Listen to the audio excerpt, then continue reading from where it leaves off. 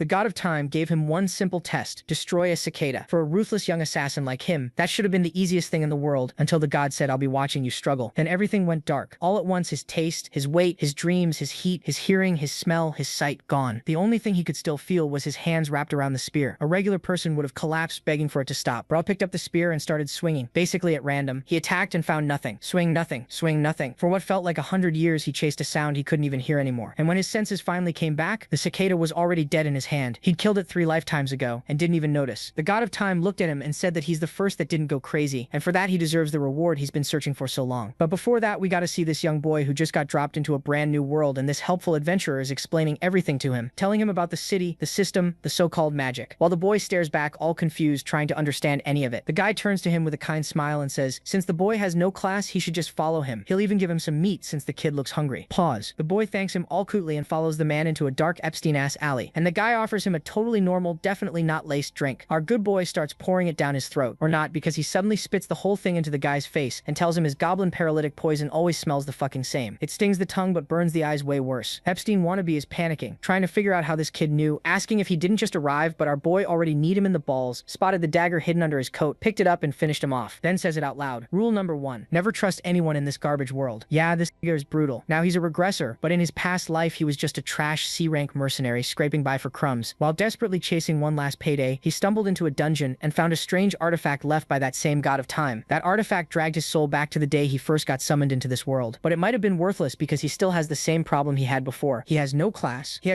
And after a lifetime of struggle, he got a low-tier bone buff talent. Now this is not your Sung Jin Woo story, where this dude will become unbeatable in 5 chapters. But holy cow, this white-ass emo boy will make dudes tremble. And of course the girls have very big hearts, so I have nothing more to ask. Back to the moment he was disappointed, finding out nothing had changed. To him, this regression felt useless, since his stats were exactly the same as before. Even so, he still had all the memories from the 13 brutal years he spent in Area. As he walks, he arrives at the Healthy Bone Realignment Clinic, and knows this is where he has to change things. In Area, there were many kinds of summoned people: mages who used magic, martial artists who used martial arts, and the most common of all were the classless. They could learn anything, but they were also the weakest, often dying before they learned enough to survive Area. That had been his life too, 13 years as a C-rank mercenary, suffering one humiliation after another. In the end, he died poor and unnoticed. An old man studies the boy who wants a skeletal remodeling procedure. Knowing what chances he missed before, Sun Min decides to act differently and become far stronger. His plan works. He gets the low-rank martial skeleton and the celestial cultivation technique.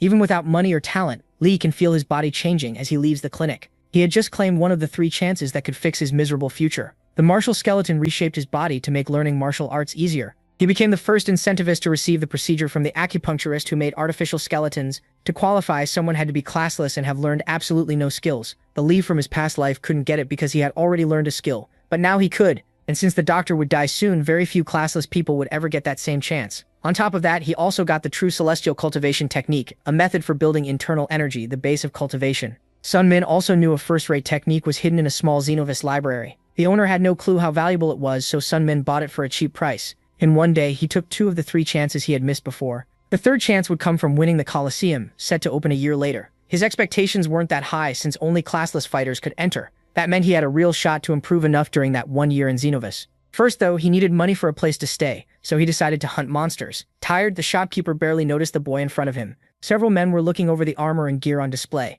With bright eyes, Sun Min says he wants to buy some of it. The vendor asks if he can actually pay. To get all of it, he would need at least 300,000 erts. He even tries asking for credit, but it fails, and he's thrown out. Still, the vendor notices how determined he is. Sun Min then offers his clothes as payment. He claims they're high-quality clothes from an advanced world, but the vendor just bursts out laughing. That reaction starts to annoy some of the men nearby. The vendor says he won't lower the price just because the boy is classless. To him, the brat had no shame. Even so, saying he didn't need the dirty clothes, he agrees to sell on credit. The vendor liked the kid's guts, fighting this hard despite being just a brat. He figured the boy wouldn't die anytime soon and might turn into a loyal customer. Now geared up, Sun Min looks toward the dark forest. Buying armor had been the right move, even if it cost him everything. He was glad for the favor and felt lucky this new life was already going differently. As he walks, he stays completely alert. Once inside the hunting grounds, he remembers how 13 years ago he came here as a helpless boy with no armor and no skills. Back then, he had been completely pathetic. The system lists several gains, including Lightning Step, a strong skeleton, and Destruction Palm.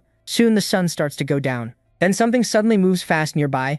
A goblin tries to hide in the forest, but Lee Summon is already using the soul-chasing sword technique on it. With one strike, his spear drives through the goblin's face in a clean one-shot, one-kill. The goblin can't defend at all. Afterwards, Summon tries to rest, but sharp pain spreads through his body. Looking at his hand, he sees the problem. One shot, one kill uses the left hand for support when throwing the spear, and his untrained hand got burned. Still smiling, he decides to toughen his hands through training. Even if this regression seems useless, it's still a fresh start. In a dark place, red smoke rises. A mysterious young man sits on the ground and uses his power. Magic wraps around his body as he senses something strange nearby. Sun Min returns to the simple inn where he had stayed since arriving in area. When he enters, he's greeted with a smile. Jack Atrusi, the middle-aged innkeeper, is waiting for him. Sun Min hands over that day's lodging fee with a new dimensional pouch. Jack thinks it's odd for a classless boy to own something so rare, but Sun Min just says he got a good deal. Used to strange things by now, the old innkeeper doesn't press him and instead checks the goblin teeth and fluids. Jack lets him stay 2 more days, taking the materials as payment. Even so, he's amazed by Sun Min's persistence and sees real potential in him, especially for a boy who came to Xenovis with no class and no skills. After 2 weeks, he was still alive, hunting every day and always bringing back enough to pay for his room. Jack says most classless people could never do that. He even says Sun Min might become someone like Zenon. Done with the talk, the boy turns away and heads upstairs, saying he needs rest after a long day. Once inside his room, he thinks about Jack's words. He wasn't gifted, just stubborn, desperate, and still alive. When he opens his status window, he checks the techniques he has gained. Even after starting over, he still kept the knowledge from his past life. He knew he could reuse techniques from memory, but the ones he had mastered before were mediocre. No matter how much he trained them, they would never let him surpass the strong. Only the celestial cultivation technique gave him any real hope. It wasn't amazing on its own, but paired with better martial arts, it could carry him much farther. So he decides to focus on improving that technique first. The next morning, just as he's about to leave, Lula, the innkeeper's daughter, stops him. Worried, she asks why he keeps risking his life in the forest every day. Lula tells him he could just take a safe job nearby, but Summon has already made up his mind. As someone from another world, he needs to hunt to earn money. Lula still thinks he's an idiot and tells him to find a normal job. Worried, Lula offered him work at the inn since her father liked him, but cooking and cleaning just weren't for him. She still couldn't get why he'd risk his life instead of taking a safe job. Lee Sung-min stayed quiet, thinking about this new life. He turned away and said he'd be back by dinner. In his past life, he survived by giving things up, and he knew he could do that again. But he refused to live the same way this time. He swore he'd finally get what he deserved. To do that, he was ready for anything. He wanted a better life than before. As he headed out to hunt again, Xenovis's afternoon bell rang. That sound meant a new summon had arrived. From a distance, he felt the familiar energy gathering. It was a kid, about the age he was when he was summoned. Just like before, the child looked helpless, an easy mark for scammers. Some men were already offering the same bottle they used on him. He briefly thought about helping the child, but chose not to get involved. When he turned away, he bumped into someone beside him. The man was huge. Before he could react, he got dragged into a setup and was accused of breaking a bandit's collarbone. The giant, furious, punched him in the face and dropped him before he could respond. The noise made nearby people look over. Trying to control the crowd, the attacker shouted that the boy had broken his bone and should suffer the same injury. Even confused, the townspeople just ignored it and walked off. Set on revenge, Hongnim decided to break the boy's collarbone. Furious, Lee Songnim realized they were all working together, and the thug in front of him was a third-rate martial artist who couldn't even tell a rib from a collarbone. Martial artists are ranked by skill, and third class is only minor mastery. Lee Seung-min hadn't even fully reached that level yet. He'd need help to win, but he knew nobody in Xenovis would step in. When he realized the child would be sold as a slave, he stepped in and warned him not to drink the poison. The child looked confused, but stopped raising the bottle. Lee Seung-min hoped the boy knew some martial arts and was from Murim. Then the drink spilled onto the ground. Hyung-nim stepped in front of him and mocked that he'd sell well to nobles with twisted tastes. He bent his knee to strike with a blow, but Lee Seung-min refused to let it end there. He used lightning step to close in on his enemy. Then he followed with exoskeleton steel break, catching the thug off guard. With one hit, he kicked the attacker's rib. His partners watched from a distance. Destruction palm and his other moves worked, but the man was absurdly tough. The two paused for a moment to catch their breath. Even with his experience, Lee Sung-min still couldn't match stronger martial artists. Hyung-nim wasn't scared at all. He figured the smaller boy would wear out first. Meanwhile, one henchman warned that the noise would bring the guards. Determined, Lee Sung-min rushed in again. The child watched the fight closely from afar. Realizing fists weren't enough, Lee Sung-min grabbed his spear without hesitation. Then the child suddenly appeared beside him and asked him to repeat what he'd said earlier. Lee Sung-min had no idea why. Telling him to wait a second, he tried to block the next attack, but the boy stopped the giant's hand with one touch. Then he blasted Hyung-nim away with his power. "I can't believe those insects of mine treated you so rudely." The bandit crashed onto the pile of injured bodies. That palm strike, filled with internal energy, was far beyond second or first class. Lee Seung-min realized the boy beside him was a peak martial artist, despite being the same age. After the fight, Seung-min was shocked. The boy might be Wooji Ho-young, the little celestial demon. The demon cult is made of unorthodox sects that worship power above all. Its strongest member becomes the celestial demon, and his son is called the young master. That meant the boy was the little celestial demon, Wooji Ho-yan. Even though he was Seungmin's age, the gap between them was huge. In that moment, Seungmin knew he was facing someone famous in area. Even though Seungmin already knew, Woo Ji-ho-yeon introduced himself anyway. Later, the two talked in a room, and Lee Seungmin gave his own name. The boys shared something very important. Area was a completely different world. There was no demon cult there. Woo Ji-ho-yeon laughed, clearly enjoying the situation, but there was concern in his eyes. Thinking back to the square, he asked what Lee Seungmin had shouted at him. Not seeing why it mattered, Seungmin said he was warning him not to drink goblin paralytic poison. But the little celestial demon didn't like being addressed so casually. So Lee Seungmin bowed and apologized, saying he didn't know he was the young master. Inside, he couldn't believe he was bowing to a 13-year-old. Woo Ji-ho-yeon smiled, completely pleased. Then he pointed at Seungmin and said he'd seen him use martial arts earlier, but called those techniques trash. He said Seungmin's fighting style was ridiculous, and asked where he'd learned such a mess. Lee Seungmin couldn't figure out what Woo Ji-ho-yeon was after with this talk. Then instead of mocking him further, the boy offered to teach him martial arts. Lee Seungmin stood there in silence. Certain of himself, the little celestial demon said Seungmin would improve fast under him. But there was one condition for Lee Seungmin. Shocked, he braced himself. Woo Ji-ho-yeon wanted him to be his friend. Cold sweat ran down Seungmin's back. He was completely thrown off. Since childhood, the heir of the demon cult had wanted a friend. His father never understood it, but Woo Ji-ho-yeon had read in a book that friends help you overcome anything. His father said that was for ordinary people, not for him. Celestial demon Woo Ji-ho insisted his son would rule all demons without a friend. Woo Ji-ho-yeon grew up under non-stop training and brutal discipline. His father was strict and cold, and treated any wish for human connection as weakness. During one training exercise, a 10-year-old Woo Ji-ho-yeon slaughtered 50 people. As Woo Ji-ho's son, that kind of feat wasn't surprising at all. Even so, he showed little emotion. Still, his wish for a friend came true when he met Lee Seungmin, a man who had returned from the future. As the sect heir, huge expectations were placed on him from birth, and his training began early. Because of that harsh childhood, he never had the chance to make friends. Even under such strange circumstances, the two made a friendship pact. Woo Ji-ho-yeon couldn't hide how happy he was to have a new friend, Lee Seungmin. So the regressor, nearly 28 inside, became friends with a 13-year-old. Woo Ji-ho-yeon began teaching Seungmin the mystic arts of the Violet Dawn, a demon cult technique known for its violet-colored internal energy. Seungmin was confused. He thought he would be learning demon arts directly. Now that they were friends, the little celestial demon told him to speak casually. When Lee Seungmin changed his tone, the boy looked fully satisfied. The true demon arts could only be learned by the cult leader and heir, so Seungmin would study other techniques instead.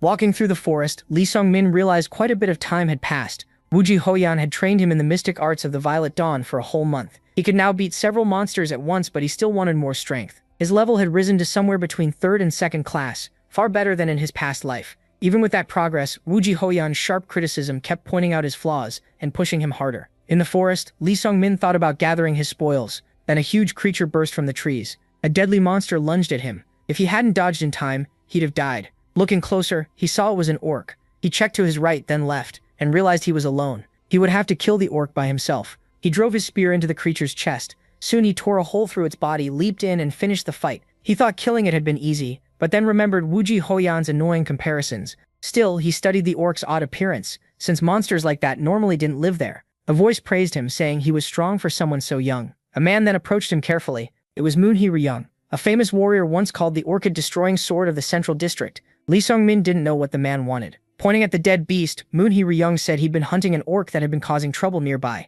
Back in the city, a small monkey, Dusong-ryung, wondered if the boy in front of them wasn't too young. But Moon Hee-ryung said he'd seen the boy fight himself and found his skills interesting. Wang Pei, called the Black Rain Dagger, accepted Moon's judgment and introduced himself. A girl named Rainier then introduced herself and said she came from Vela's magic school. Curious, she asked if the young man knew what kind of job was waiting for them. An orc group had built a village nearby, raiding other villages and killing adventurers, so the guild offered 20 million earned to wipe out the orc village. If they won, the money would be split into 5 shares. The boy quickly figured his cut would be about 7 million. Even with that big reward, Seungmin still doubted the people around him. Moon Hee-ryung waited for the boy's answer. After a short pause, he agreed. Please, the warrior said. The mission would be much easier with him. Seungmin appreciated the welcome, but he still felt uneasy. He asked about the 2 people sitting there and learned they were just pack mules, classless nobodies. When they heard the new fighter was from Marim, they bowed to him. Their job was to carry supplies paid from whatever money was left. After the girl handed them coins, they went to buy apples. Rainier ate apples as they traveled. Soon the party reached the orc village.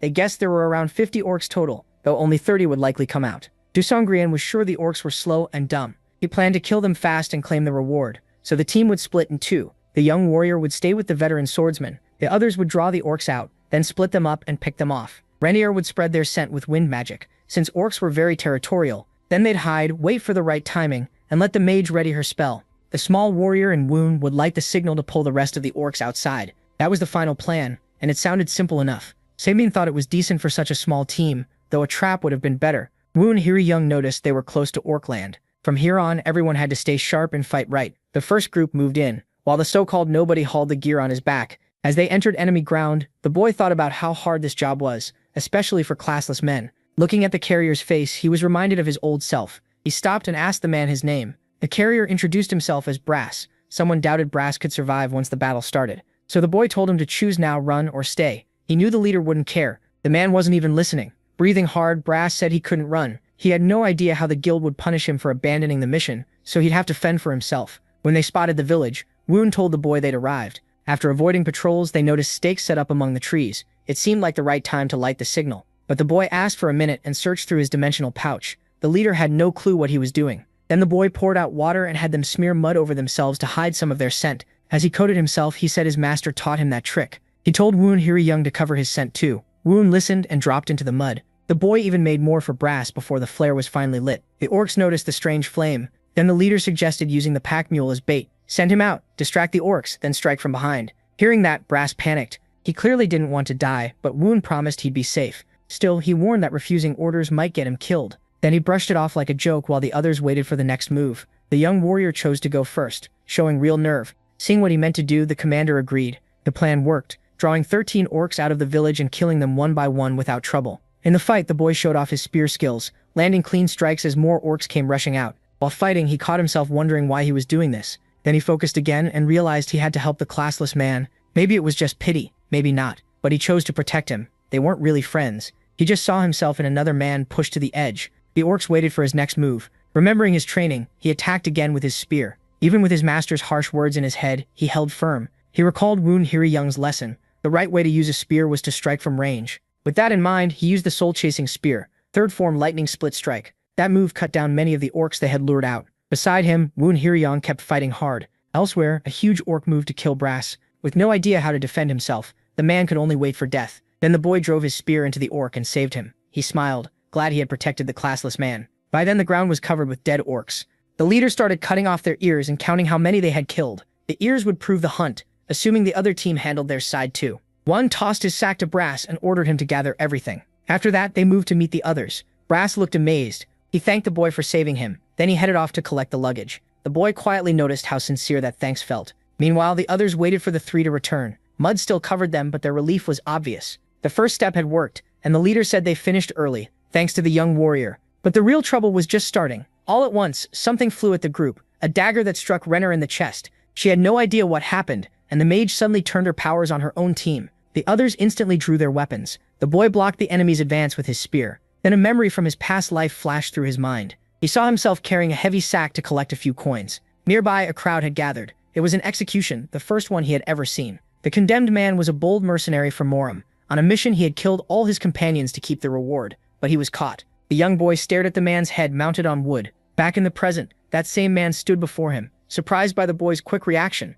Woon Hiri Young praised him, but the boy already knew the truth. He had seen this man's execution in another life. Even after 13 years, he still remembered it clearly. The leader admitted the boy was impressive for his age after watching him fight the orcs. A second category martial artist, he challenged the young warrior and said the boy was still weaker. Even knowing the fight would be rough, someone refused to back down. Though lower in level, the boy moved better and read the fight well. He saw the attacks coming, using his spear's reach with sharp precision. Reading the flow of battle, he landed a hit and proved that his past experience and Hoyeran's training made him a real threat. Seeing it up close, Woon Hiri Young was impressed. Even so, he knew the boy couldn't keep this up forever. But the boy had a trick ready. He had mixed poison into the mud. It didn't need to be injected directly to work. That poison was enough to shake the man's strength and balance. Now Woon Hiri Young was losing ground and had to change tactics. He suddenly threw himself aside, and Lee Summon saw at once that it was risky. His hands shaking, the enemy grabbed the carrier as a hostage. He declared he could kill the man in one strike. The boy tensed, unsure how to break the deadlock. Woon Hiri Young was sure Brass had become his weak spot.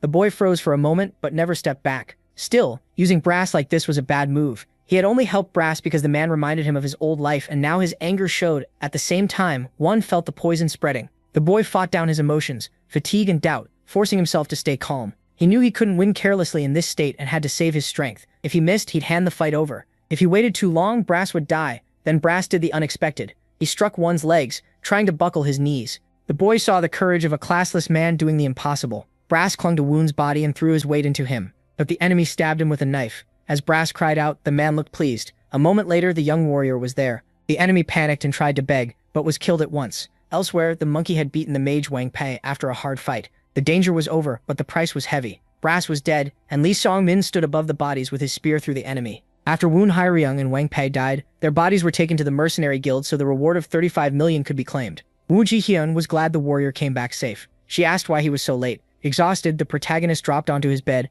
wanting a little rest. But Brass's death still weighed on him. If he'd had just a bit more strength, he might have saved him. Back in his room, he kept thinking about what he'd done and felt stained by it. Wu Jihyun suddenly asked if he'd killed someone. She said she could smell human blood on him. Lee Songmin explained that a second-rate martial artist tried to kill him, so he had to fight back. Even then, the little demon felt he was still hiding something. What bothered her most was simple. What was he keeping from her? After hearing that, the boy stood up. He admitted he didn't even know what he was hiding, but he could feel her doubt. He asked if she found it strange that someone like him beat a second-rate martial artist, but Wu Ji avoided the question. Looking at him, she knew he was no ordinary person. As Wu Jihyun wandered the city, she had been trying to understand this world better. She had seen many things there and learned how the classless lived. Most of them were miserable and barely had enough to eat. To humans, killing bugs is easy, but killing even a small animal takes resolve. Through all the hard training, Hoisin kept watching the boy closely. On the very first day after being summoned, Xiongmin went straight into the forest to hunt monsters. To him, survival depended on it, but maybe the other classless couldn't do the same.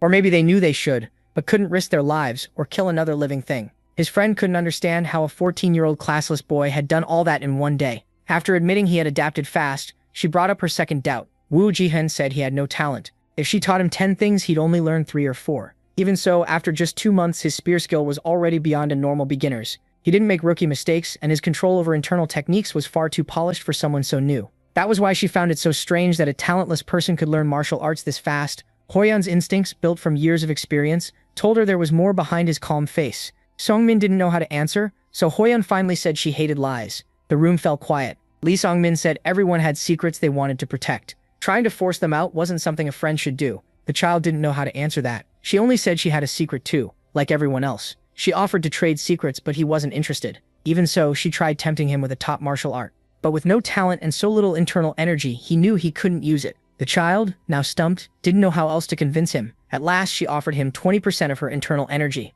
That completely stunned the protagonist. Deep down, the child was only curious about his secret. As his only friend, she wanted to know everything about him. Looking him in the eyes, she said that was what friendship meant to her. Sitting on the bed, Xiongmin asked Hoyun for a promise. If he told her the truth, she couldn't kill him. But Wuji said she could never kill her friend. Letting her hair fall, she revealed that she was actually a girl. The protagonist was completely shocked. She explained that her father kept it hidden from the sect, so she had to live as a boy to follow her path. The reveal was so huge that Xiongmin went silent. Even after coming to this world, she kept the disguise because she'd lived that way for so long. That was the secret she had hidden from everyone, and now she was trusting him with it. After thinking it over, Songmin said they would need separate rooms now. With the mood still heavy, he felt he had to be honest too. Gathering his courage, he took a deep breath and said he was a regressor. Wuji's eyes widened, but she had no idea what that meant. He explained that he had died, gone back in time, and kept the memories of his past life. That made his strange abilities easier to understand, even if it still sounded unbelievable. In a world like this, though, anything felt possible. Curious, the girl asked why she would want to kill him over that. Even if he looked like a 14-year-old boy, his mind belonged to a 27-year-old man. He still felt bad for lying about his age, identity, and past. But to Hoyalan, none of that mattered. She was the one who approached him, told him to learn martial arts, and chose to be his friend. He hadn't tricked her. He only accepted what she offered. So she had no reason to kill him or end their friendship. In those 2 months, she had come to see him as a real friend, and one secret wouldn't change that. To her, that was friendship. Her face softened with emotion as she thanked him for trusting her. Their bond had become real, built on trust and respect. Then she teased Sungmin a little. Even with another life, his current level was still low. She had tons of questions, but those could wait. For now, she was ready to pass some of her internal energy to him. The protagonist was shocked that she really meant it. Internal energy was the power martial artists stored inside their bodies. It was what let them perform superhuman feats. There were no shortcuts. Only cultivation could build that power, which was why people spent their whole lives training it. When Hoyin started the transfer, she noticed his blood vessels weren't clean. They were packed with impurities.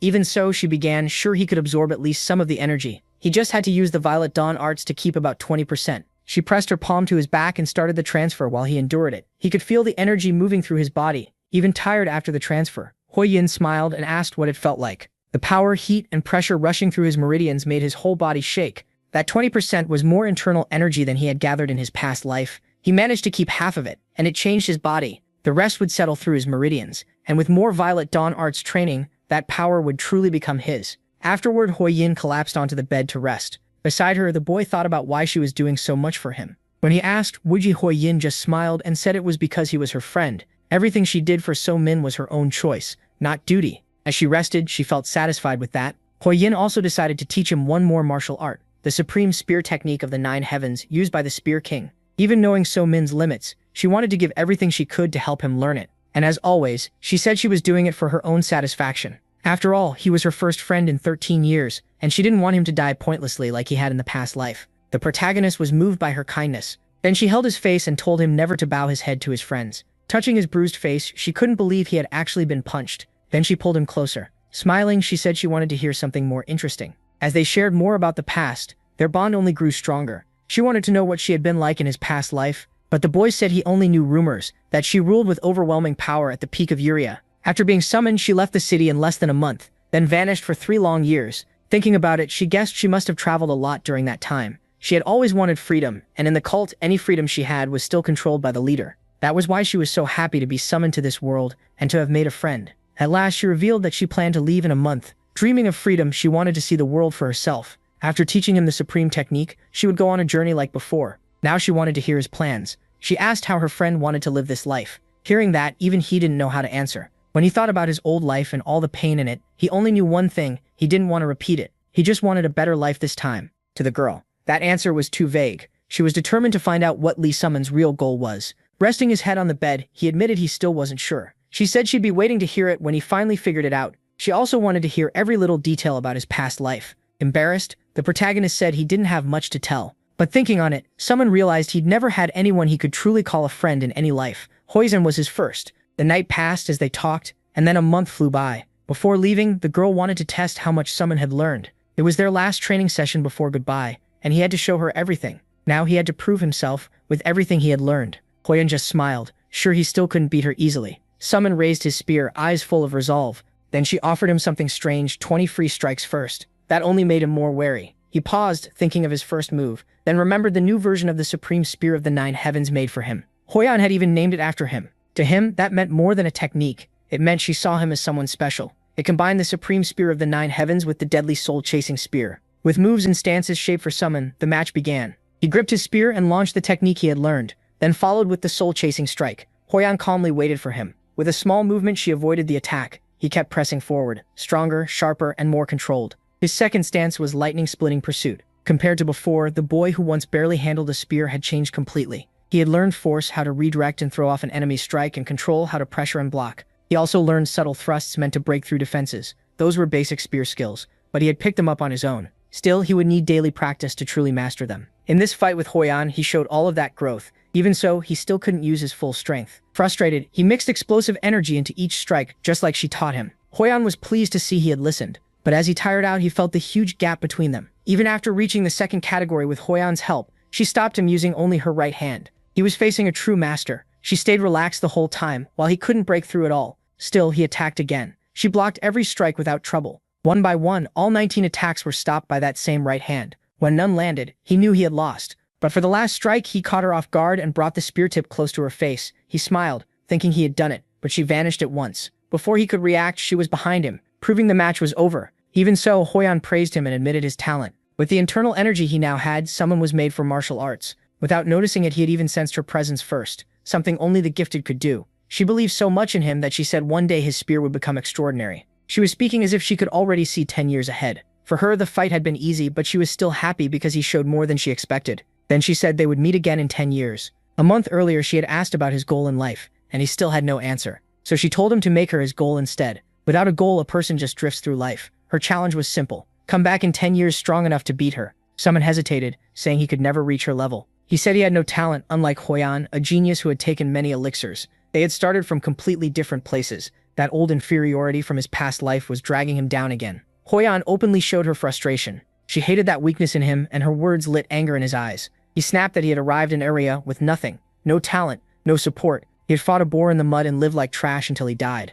Hoyeon fired back that he had learned mystical arts and become a second-rate warrior in only 3 months. Even after getting another chance, he still wouldn't dream bigger or aim higher. She kept trying to make him see it, but he only got madder. Then Hoyeon realized just how furious he really was. Summon couldn't believe he was being lectured by a 7-year-old. Still, he finally accepted her challenge and made her his goal, then awkwardly said he'd pierce her heart with a spear, which scared Hoyeon because that was not what she meant. Friends don't kill each other. Once the heat of the moment passed, he agreed and then got embarrassed. Hoyeon teased him again, leaving him flustered and annoyed. In the end, they made a promise to meet again in 10 years. Smiling, she said she would look forward to his spear. He paused, feeling that sounded a little weird. Even at her age, she loved teasing him. There was a big age gap, but she just joked around with it. She stepped closer and kept pressuring him. Then she declared that in 10 years she'd be fully grown, so he wouldn't have anything to complain about. Summon then set 3 goals: survive, use every chance his memories gave him, and as Hoyeon stood ready to leave with her bundle, he said goodbye. He promised they would meet again in 10 years, and he looked forward to that day. His last goal, the most important one, was not dying before then.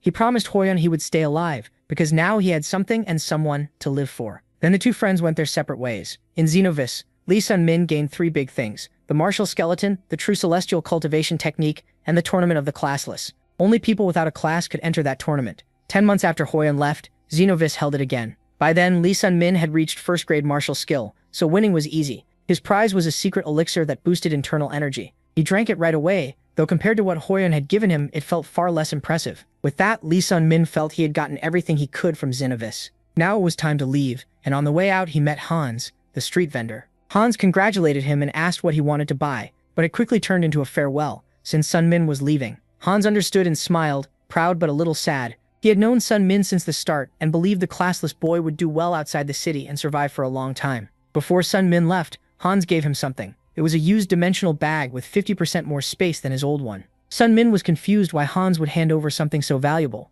Hans just said gifts should be accepted, and the bag wasn't worth much to resell anyway. It was a goodbye gift, and when Sun-min became famous, he could repay him 100 times over. He only wanted Sun-min to remember that a simple street vendor had helped him at the start. Grateful, Sun-min thanked him. Before leaving, he went back to the inn where he had been staying. There, Lula, the innkeeper's daughter, stopped him. She quickly realized he was leaving. The room was far too neat, so it was easy to tell. She pointed out that cleaning rooms was supposed to be her job. Sun-min realized how thankful he was for his time at the inn. Lula knew people like Sun-min always left the city eventually, and she was used to that. Still, when he confirmed he was going, she looked sad. She didn't want to accept that he was leaving so suddenly. Before he could go, she blurted out that she hoped he died horribly somewhere far away. Then she stomped off in anger. Jack, the innkeeper, saw his daughter's outburst and was left confused by how hard women could be to understand. He apologized, saying she was still young. Sun-min took it calmly, showing the maturity he carried inside. Then Jack gave him an old cloak from his younger days. It had heat retention magic and sword magic, making it very useful despite its plain look.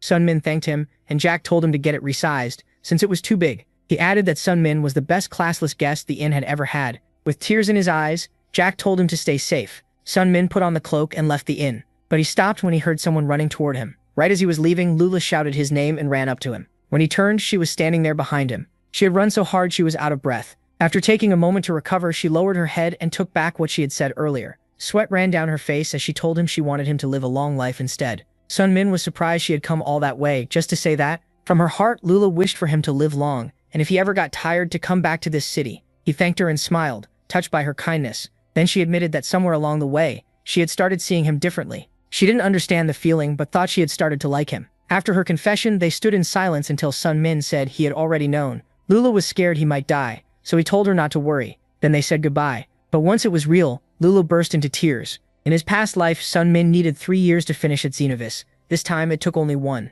Back then, he left with no good memories. Now he was leaving with ones he wanted to keep. He looked back and wondered if he would ever return to Area. With that thought, he left carrying one promise to stay alive. Lee Sun-min reached Mount Mercy while still very young. His next step was choosing a prohibition, and if he wanted to survive, he had to endure it. He remembered Hoyeon asking where they should meet again, since she barely knew this world's map. Thinking of a central place, he chose Behenger. There were still 9 years until that promise, but now he had a new question: where should he go first? He didn't need to rush to Behenger. He even thought about becoming a mercenary again, but that meant repeating his old life. This time he wanted a different path. He needed time to grow, so he thought of Mount Mercy, land of the god of trials and tribulations in Area. People said training there could become hundreds of times more effective, and Mount Mercy was close by, so he made his choice. Once he found the mountain, he started training under the prohibitions given by a priest. He received 2. The first was the prohibition of weight. His body, clothes, and even the things in his bag all became heavy. Even bread felt like lead. The second one was even worse. The moment he bit into the bread, he got sick.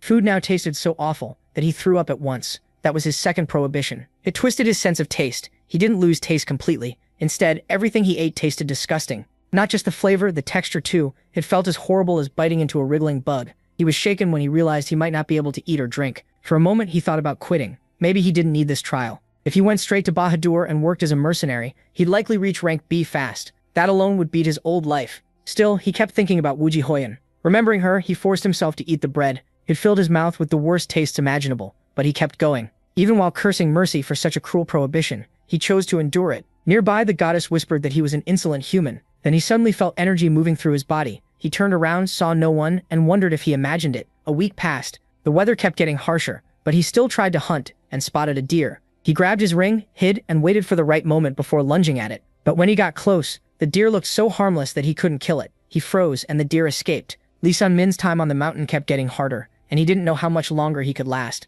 Exhausted, he set down his spear and thought about his life. With no proper nutrition, he survived on bread and water. On that mountain, he had to find his own food, clothes, and shelter while dealing with the prohibitions. The weather swung to extremes, and the beasts were fast and strong too. The weight made hunting hard, and even if he succeeded, the taste prohibition made eating nearly impossible. He planned to train there for at least 2 years, yet he was already near his limit after 1 week. While thinking about that, he sensed someone strange coming closer. Then a woman appeared. He didn't know her and wondered who she was. There was a rule on the mountain that stopped practitioners from harming each other, so maybe he was safe. Still, the woman had a prohibition that kept her from speaking. She could only use gestures. Sun-min quickly understood that she carried the voice prohibition. Then the same deer from before appeared in front of him, dead. Using a stick, the woman wrote on the ground in Iria's common language. She had been watching him for days and knew he would die soon at this rate, so she came to help. He was thankful, but still suspicious, and asked what she wanted in return. She wanted nothing. She was simply helping. That strange woman ended up helping him completely. She called herself just a kind person, and whenever he was in trouble, she showed up again.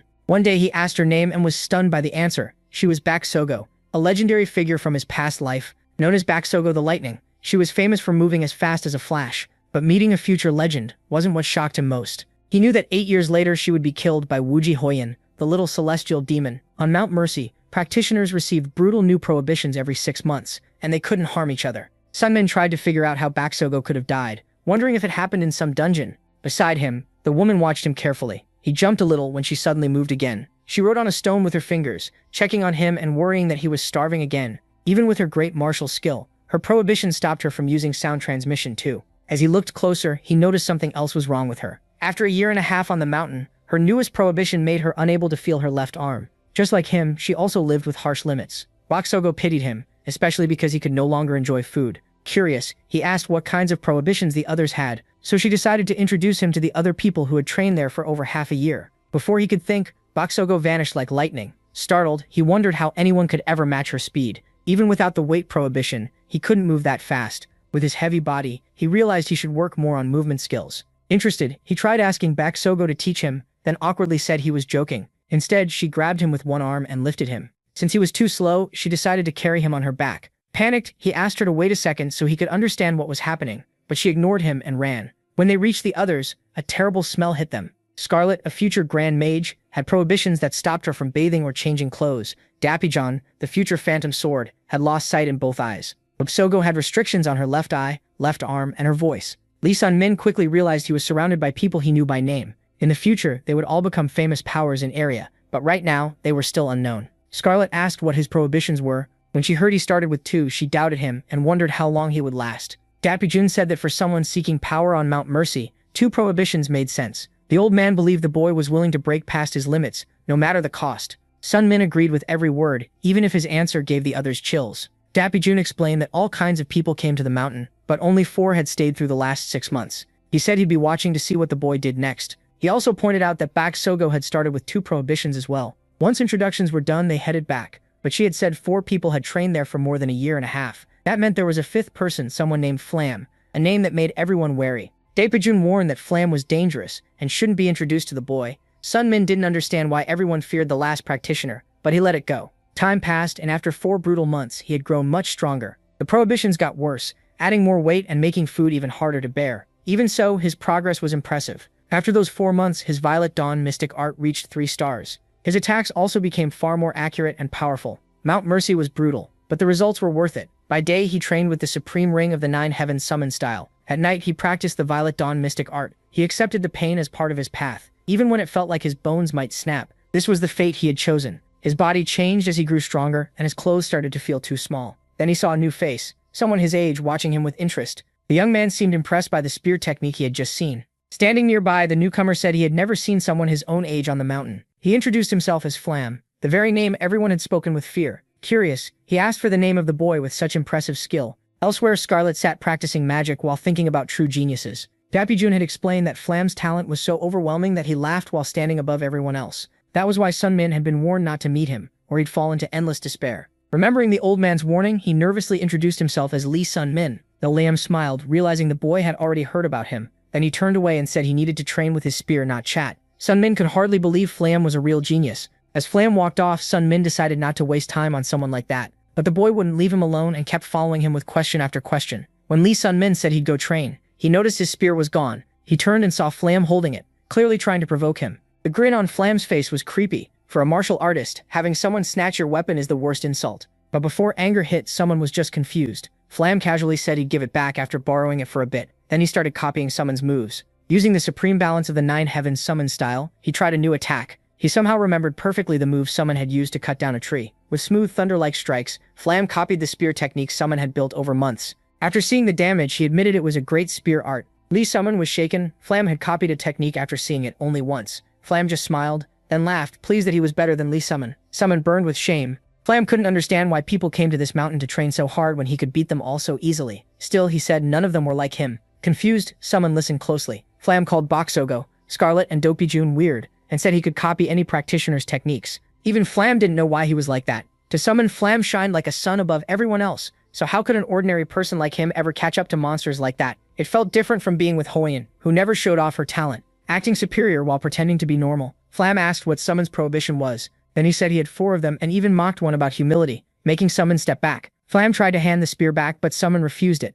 He wanted nothing to do with Flam anymore, overwhelmed by anger, shame, and helplessness. Flam couldn't understand the hostility. He even told Summon to leave the mountain if he was too weak, for that was as far as he got. On this mountain, hurting another practitioner was strictly forbidden. When Summon moved at him, Flam only mocked him. He said Summon attacked only because he knew the rules of Goddess Mercy, kept anyone from getting hurt. Baksogo appeared without a sound and watched the whole thing. Flam defended himself, saying he had only borrowed the spear and someone was overreacting. He also said the spear technique was excellent, but the hero wasn't good enough to master it. The stronger the martial art, the harder it was to perfect, so Summon still had a lot of training ahead. On this mountain, harsher prohibitions brought greater blessings from Merce, so Flam said the only way to grow faster was to push yourself to the edge. Then his prohibition suddenly stopped him from saying more. Behind him, Baksogo looked honestly impressed by his boldness, but it was already too late. Summon had figured out what he needed to do next. Filled with emotion, he ran toward the temple. Baksogo desperately tried to call out to him, but her prohibition kept her from speaking. The word talent kept pounding through her mind, crushing her pride. Meanwhile, the young man desperately called for Goddess Merce. His inferiority kept growing until frustration turned into despair. Hearing her name, Merce appeared to meet the human who called her. Gripping his spear, he declared that he wanted another prohibition. Lee Summon found himself in a strange space filled with divine presence. The being he had called stood before him. It was Merce, the goddess of prohibitions, and this was her domain. He asked to make sure she was really Merce, and she was. The goddess had answered his call. Curious, she asked if he truly wanted to add another prohibition. He already carried taste and weight, both brutally hard. Even so, he was ready to bear one more. Merce doubted the reason behind his choice. His soul carried the mark of someone who had gone back in time, a regressor. A god can see a mortal's causality. Everyone is born fated to die, and defying that law distorts fate itself. Those who break their destined limits are called transcendental beings. He was not one of them, yet he had still twisted causality and returned to the past after death. Every existence is tied to cause and effect. Defying death was unnatural, and his soul would pay a huge karmic price. Nothing would happen while he lived, but after death he would suffer for millions of hours. That was the true cost of breaking the law. But the protagonist didn't seem worried about death at all. In front of him, Baksobo looked deeply upset by what he had done. She had realized he added another prohibition despite already carrying 2 terrible ones. As he trembled, he noticed he had made her worry. Her face showed surprise at his words. Then she asked what kind of prohibition he had chosen. Now he would bear the prohibitions of heat and dreams. Restrictions tied to senses and abstract things were far worse. The first stole all warmth from his body. Sunlight and fire meant nothing. The second turned sleep into endless nightmares, forcing his worst memories to repeat. His parents, childhood fear, anxiety, every painful thing haunted his dreams. Sleep no longer brought rest, and Baksobo realized just how insane he was. What he did was reckless, and even if he grew strong fast, the cost would be awful. While she argued with him, the young man quietly answered. With a sad face, he said he had no talent at all. His growth was too slow for someone carrying so many restrictions. That gap between effort and talent made Baksobo wonder what kind of person he really was. Lee Summon had chosen a goal beyond what his talent should allow, and Flam had shown him what needed to be done. If he wanted to stand beside people with absurd talent, then he had to do something just as extreme.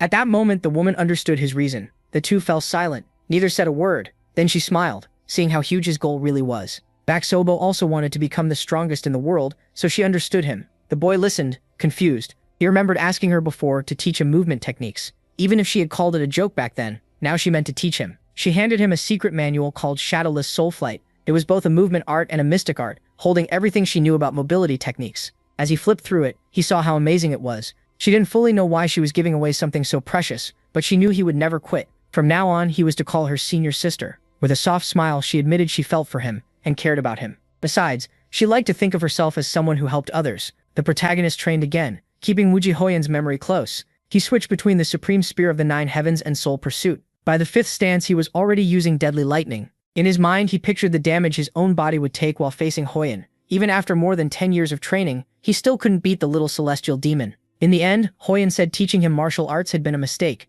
and gave up on him. Using her power, she decided to take back everything she had given him. After destroying his Danchin, he would never use martial arts again. As she walked away, Simon desperately called out to his friend. Each step felt like his body was breaking past its limit, filling him with fear. Lee Simon jolted awake from that nightmare about Wooji Hoyan. He was drenched in sweat, heart pounding. Then he realized it was only a dream. Relieved for a second, he tried to steady his shaking hands, then noticed the mysterious girl watching him. Startled, he stared at Scarlet, who had been observing him while he slept. She brought up his recent actions, especially adding more prohibitions. Her closeness made him uneasy, and the smell around her was so strong it stung his eyes. With a sarcastic tone, she mocked his choices, dreams and heat, and said he was going to die. He was already feeling sick from the smell when Daok Baijun arrived. They had come for a reason to help him. Confused, he couldn't understand why they suddenly showed up. Scarlet repeated that they were here to help Lee Salmon. The mute woman had sent them along with magical tools. Once he realized Baksobo was behind this, he understood. Scarlet had brought magic scrolls he could use to learn spells. With those scrolls, using magic would become much easier.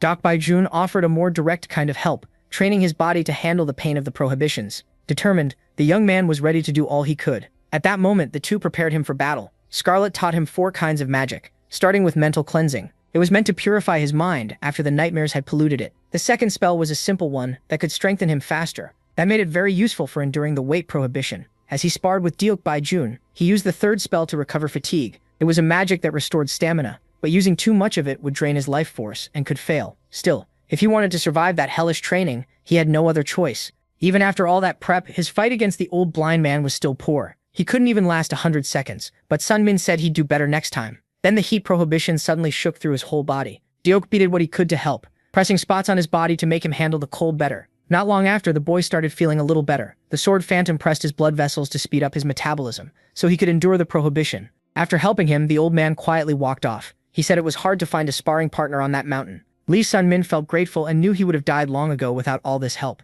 Since his regression, the people around him had been much kinder. Thinking about that, he realized how strange it was. To him, people normally weren't like that. Ever since he came back, everyone had treated him better than they did in his old memories. As he walked, Scarlet called out to the old man, who noticed her awful smell from far away. She got annoyed at being judged just because she hadn't bathed for a few days. The two talked about Lee Sunmin and how much they were helping him. For a man who cared only about martial arts, the old man was looking after the boy with real care. And it wasn't just him. Scarlet had made magic scrolls herself. When they thought about it, neither understood why they were helping so much. They only knew they couldn't just leave him alone. As Sunmin thought about all that kindness, he chose to stop dwelling on it. In this new life, he saw himself as just a lucky boy. Half a year passed, and the warrior gripped his weapon with all his strength. He kept training deep in the forest, all by himself, his face full of exhaustion. Even so, he refused to quit. Beside him, another person called him a larva. Even that person was impressed, saying he never thought Sunmin would last this long. The warrior stayed kneeling where he was. He said nothing. He'd ignored that person from the day they met. Maybe he had taken the prohibition of voice added after reaching the half-year mark for convenience. Still talking non-stop. The other said he expected Sunmin to pick only harsher prohibitions. Suddenly, the warrior lowered his weapon to the ground. The boy watched him closely. He was nothing like he had been 6 months ago. His dodges, balance, and movement were now clean and steady. The techniques he learned from Baksogo fit him well, and the watcher figured even a larva could grow if it kept crawling. Laughing, he said that crawling was all Sunmin could do after taking on 5 prohibitions. Sunmin ignored every word and kept training. Curious, the other watched again with wide eyes. At last, he picked up his weapon. He demanded to know why he was still being ignored, saying he could read Sun Min's body language anyway. Tired, the boy wondered if this guy had nothing better to do. He knew the other was dangerous, but also knew he couldn't be killed because of the rule against violence. Even so, his companion hit him. The warrior fell, not even noticing the attack in time. The other laughed, saying it was pathetic watching him crawl around like a larva. He had found a way to hurt him indirectly. Holding up his sword, he said Sun Min couldn't do anything like that. The weapon was a key sword. He taunted him, saying he'd never have power like this. So while Sun Byram had to struggle for every step, others like him could reach that level easily. Even with all those barriers, the protagonist would keep going, and that shocked the other. To him, there was only endless despair for someone so untalented. Maybe all that effort was pointless, but Sun Myron would still fight in his own way. No matter how long it took, he'd keep moving forward like a larva. The other could stay arrogant. One day, Sun Myron would drive his spear into that proud body. Even while showing off, the boy stayed silent. Then he drove the spear harder into the tree. The other followed everything Sun Myron was trying to say without words. Standing there, he looked imposing. In the end, he just said that if Sun Myron really believed that, he'd be waiting for that day. The protagonist had no plans to quit or break down halfway. A month later, Lee Selman had spent a full year on the mountain, and it was time to choose another prohibition. He chose the prohibition of hearing. It was torture. His ears were filled with horrible noise he could never get used to. Now carrying 6 prohibitions, he stood near death every day but still swung his spear without fail. His movements let him dodge, stay grounded, and strike cleanly. He trained the supreme spear of the 9 heavens, the mystic arts of Violet Dawn, and the shadowless soul flight. His fights with Dak Bijun and training with Bak Sogo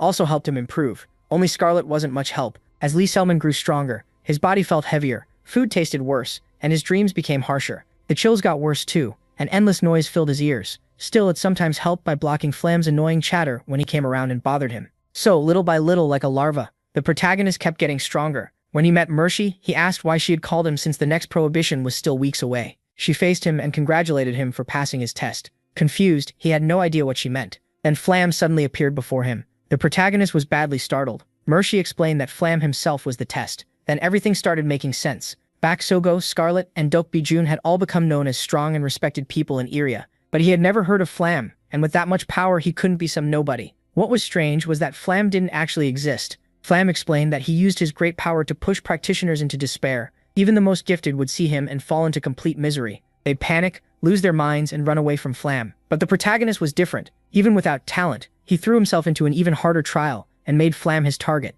It was reckless, but Flam still hadn't managed to break him, so that recklessness worked in his favor. Michi told the warrior not to reveal Flam's identity to the other practitioners, or he'd face God's wrath. Either way, the young man would keep training on the mountain. His reward for passing the test would come when he left. Michi even offered him a power beyond what 100 years of training could give. If Lee Subman offered up his soul, he refused. He would rather keep crawling forward and earn his strength slowly. That made Lee Subman think for a moment about what he could do. He truly hated the word effort. No matter how hard he worked, he couldn't keep up with all those geniuses. But being gifted didn't mean they never had to work either. In the end, he hated people who brushed off every real difference by saying, it all came down to effort. At the same time, he'd clung to that word since his past life, where defeatism became his shelter. Now, in this life, he'd had too many fateful chances to hide behind excuses about different starting points. That shelter was gone, so the only thing left was to move forward. Only now was he truly starting to put effort into something. Even so, Lee said he could endure to the end because he liked it. Mercy's face brightened when she saw his resolve. Then she turned away and asked if she could talk to herself for a moment. She said there were no coincidences in Arya. Everything happened for a reason. Arya called in travelers from other worlds and dimensions, giving them abilities as benefits, but no one still knew why. The protagonist realized Mercy wasn't really talking to herself, she was speaking to him. That meant she was telling him something she couldn't say directly. The girl went quiet for a moment. If the protagonist had returned, then something was coming that required his return, so he had to be ready, worthy of the reason he was sent back. She ended that thought with a smile, but there was worry in her eyes. Raising one hand, she declared this was her territory, and told someone to leave unless they wanted to be destroyed. A fragment started breaking apart and cracks opened into holes. Not understanding anything, the protagonist stood still until Mercy told him to go back right now. He had to finish training. There was no time to waste. Before he could answer, she sent him away. She wasn't sure if Lee Summon could stop what was coming. He needed to understand the final destiny. Days later, the 6th chosen prohibition was smell. The stench from the top of Scarlet's head kept hitting the warrior's nose. Maybe picking smell wasn't such a good idea. A woman with a strange air appeared beside him. The harsher the prohibition, the more power he gained. So even with nausea and vomiting, he endured it. Boxbav now carried the prohibitions of taste and hearing, along with the pain of her scattered senses. Compared to what she had suffered before, this felt even worse. The sense prohibition was harsher than she expected. The boy listened when she said she had something to tell him. She firmly said she would be leaving the mountain very soon. The two traded quiet, curious looks. Truthfully, Baksabev didn't need to suffer this much. She was already ranked among the geniuses. After 2 years on the mountain, she had probably reached her goal. The protagonist asked if she was really leaving, and she said yes. As for him, he would stay longer. Sadness showed in her eyes as she understood they would part. Even so, she said she was sure they would meet again. Baksabev quietly looked at the protagonist. She had shared the mountain with for so long. The little boy from before had grown into someone strong. But if she left, he might die by taking even harsher prohibitions and pushing too far. So the woman thought about staying longer to finish teaching him. Shadowless soul flight. Lee Sun-min told her he'd be fine without her. Thanks to Baksogo, he had endured pain for a long time and could now carry his own burden. He thanked Numi, saying he wouldn't be alive without her. Hearing that, her face lit up with a soft, happy smile. She stepped closer and hugged him. Caught off guard, he felt a little awkward. Then he dropped his guard. His expression grew gentler, and he accepted her honest hug. After pulling back a little, Baksogo told him he was the toughest person she had ever met. The more she learned about him, the more she saw he wasn't desperate like the others. He disagreed, saying he had fallen into despair again and again but always came back. Impressed, she called him amazing, and admitted she gave up facing the flames after meeting him. Then, looking straight at him, she sincerely asked him not to die. He answered with the same promise. He would never die. Not just Baksogo. Dake Bijun and Scarlet also left the mountain. It had been a long time since he felt this lonely. Back in his old life, he had been so cautious that he trusted no one. Now he knew people couldn't live alone. Without them, he wouldn't have survived. He stood still, watching a light in the sky. Something inside him had changed, and the wall around his heart had fallen. For a moment there was no smell, no weight, and no sound. That brief freedom felt endless, and even the familiar world looked different, just like he had changed. The world had changed too. Summer arrived with the sound of cicadas. 7 years later, Baksogo would meet Wiji Hoen in a dungeon, and die by her hand. To repay her kindness, he swore to stop that future. He kicked at an insect, but the cicadas still got away. Cicadas stay underground for 10 years before emerging, so he had 7 years to stop that disaster. In 7 years, he might become incredibly strong or not. Either way, he was set on changing it. His martial arts improved every day, but it still wasn't enough. He wanted more, trained harder, and even gave up sleep. The trick to moving without sight wasn't special. To survive the ban on vision, he sharpened his other senses and memorized the terrain. His world went dark, and touch was the only sense Lee Sun-min could rely on. After a week, he could move little by little, guided only by the sounds in that darkness. Eventually, those sounds started to feel like cicada songs, and as he listened, he kept swinging his spear without noticing time. His body began using martial arts on its own, and his thoughts deepened. Like a larva, he longed to become a cicada, but even that wasn't enough. He still wanted more. Confused, he didn't know what he wanted to become or why he had regressed at all. The seasons changed, and he could feel it in the wind on his skin. Still, his days stayed the same. He only kept spinning his spear. As time passed, he got used to the dark world. Then Mercy appeared in her home. Lee Sun-min wanted the trial to end. Days later, he noticed something different in his body. After so long, Mercy had returned his senses. He could see again. The horrible smells and noises were gone. His body felt light and the chills had disappeared. Mercy kept watching him. She was wondering how to reward him. Lee Sun-min had spent 3 years on the mountain and endured every prohibition amazingly well. Most people who got too carried away either died or gave up, so she was glad someone like him had appeared and felt he deserved a special reward. Calmly, Mercy asked what he wanted. Excited, he first said he wanted to fight like Loosebry, but that wasn't really it. After thinking it over, he tried to sort out what he truly wanted. Time was running out, so he needed to get stronger. With real excitement, he said he wanted far more power, even if he wasn't fully sure what that meant, and asked if Mercy could give him what he needed. The girl answered carefully that what he needed most was more time. He was stunned when he realized she could actually grant that. She placed a mark on his body and told him to show it to Denadar in Dramor. Denadar was the god of time and he would test him. As a friendly warning, she told him to stay alert. Denadar's trials were far harsher than hers. In the end, everything would depend on him, because a dangerous fate still waited ahead. Smiling, he said he liked things just the way they were. With that decided, they could move on to the reward for surviving 3 years on the mountain. He happily called Mercy a very generous goddess. For his reward, she brought out a man in a suit and tie. He was Neville, a negotiator from Erebriza, and he was pleased to meet the protagonist. Neville asked Mercy if this was her recommended new member. Still, he wasn't sure the boy was qualified to join the guild. Mercy told Neville to look again. Once he did, he quickly apologized, realizing the boy was more than qualified. He had only been judging him by the level of his martial arts. At his age, that level would earn respect anywhere. Then they started talking about the great guild, Erebriza. It handled deals, requests, auctions, and information. It could get clients almost anything. Curious, he asked if they sold elixirs and martial arts manuals, and Neville said yes. The guild even had the great healing elixir of Shilin and Mount Hua's cherry blossom sword technique. Rare items like that were exactly Erebriza's specialty. Mercy wasn't a member, but she bought things from them sometimes. A brokerage guild serving a god as a client was pretty strange. Neville reached out his hand and confidently asked him to join. With nothing to lose, he accepted. Neville handed him a paper and told him to sign at the bottom. Just like that, he officially became a member of Erebriza. Neville snapped his fingers and gave him a joining gift. The protagonist's whole look changed. leaving him far more presentable with new clothes and a cleaner haircut. Neville said goodbye and told him to ask if he ever needed anything. Mercy asked if he liked the gift, and Lee Sun-min said he was satisfied. Joining Erebriza was a huge gain, so he had every reason to be pleased. He said his first stop would be Behanger, but the goddess warned him to remember his real goal.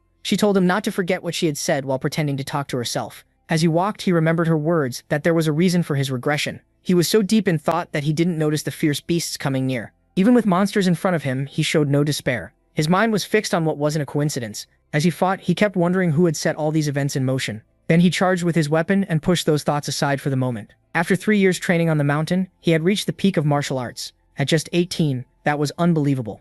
Others might call him a genius, but he knew he got this far through blessings and brutal hardship. His goal was simple: keep growing stronger through the chances fate gave him. After beating his enemies, he headed for Behanger with firm resolve. Smiling, he decided to become a mercenary. The magic-armored Devnark was hidden in the Black Mage's dungeon near Behanger. In the original future, a C-rank mercenary found it by chance. That armor was incredible. It could raise a C-rank mercenary from the 2nd or 3rd tier to peak martial artist level. And if a peak martial artist wore it, they might even reach the supreme peak. Even though he could have stayed on the mountain longer, he couldn't miss that chance. The Black Mage's dungeon would be cleared in a year and a half, so before then, he needed to establish himself in Behanger as a mercenary. At Behanger's mercenary guild, the boy made his request. The bartender had no idea why the boy was telling him all that. If he wanted to become a mercenary, he was supposed to go upstairs and talk to the receptionist. One customer eating nearby laughed at the boy for wanting to be a mercenary. Before he understood what happened, the fork was gone from his hand, and suddenly the boy was holding it while the customer searched for it. After seeing that, the bartender realized he was a peak martial artist. Apologizing for his earlier attitude, he offered him a seat as curious people gathered around them.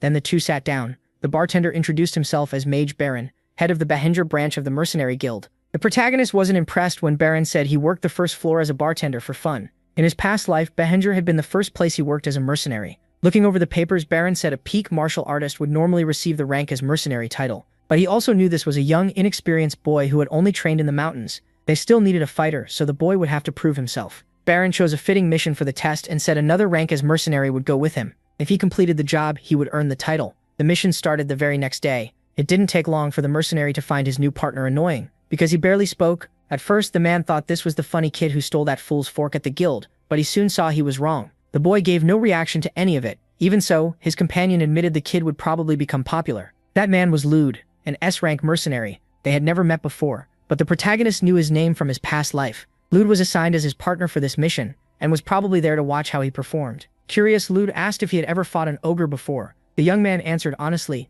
no, he hadn't. Ogres were some of the strongest monsters in area, with magic resistance and skin as hard as steel. Their job was to take down an ogre spotted in the forest near a village. As they walked, Lude said 2 S ranks should be enough to kill one. Still, something about the forest felt off. It looked too small for an ogre to live in. The protagonist asked what he meant. Lude explained that ogres were at least 3 meters tall, and some reached 5, so they needed a huge amount of food. A forest this small shouldn't be enough to feed one. Then the young man suddenly told Lude to stop. Lude tensed up and asked what he had noticed. A deer lay on the ground, ripped completely apart. That kind of damage could have come from an ogre, but there were no signs it had actually eaten the deer. Lude couldn't smell anything either, which made it even stranger. Then both of them heard a weird noise.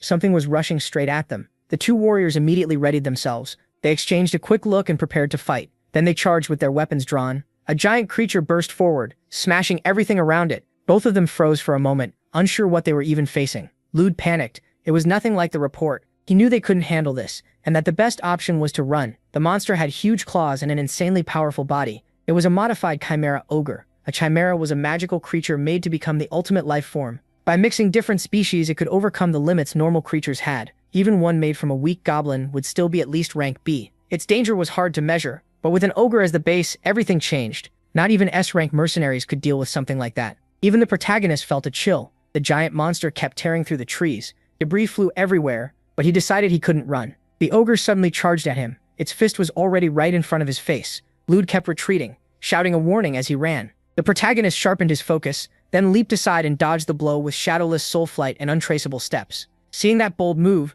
Lude watched from behind a tree, stunned by how fast the boy had moved. This wasn't Mercy's mountain anymore, and the heavy restriction on his body was gone. Here he believed he could beat the monster. He moved again with shadowless soul flight mixed with shadow dance. As he ran up the creature's body, it noticed him. Closing in, he used the supreme spear of the 9 heavens. His strike carried the soul-chasing kill blow. But Lee Sung-min quickly realized how hard this fight would be. Its skin was nearly impossible to pierce. Even a direct hit barely did anything. His key sword attack hadn't left a single mark. Lude realized the reward would be the same as for a normal ogre, so this was nowhere near worth the risk. Still, escape no longer seemed possible, so he decided to help, but then he got a message telling him to stay back. After realizing it was sound transmission, he stopped. The boy knew how dangerous the monster was and didn't want Lude getting close. Through the message, he reminded Lude that he had never fought an ogre before. Even so, he understood what he was dealing with, though he still didn't know why his sword had done no damage. Even then, Lee Sung-min believed he could kill the chimera. With sword in hand, he used the supreme spear of the nine heavens together with lightning-splitting strike. The blow landed cleanly, but when he pulled the weapon back, the ogre still stood firm.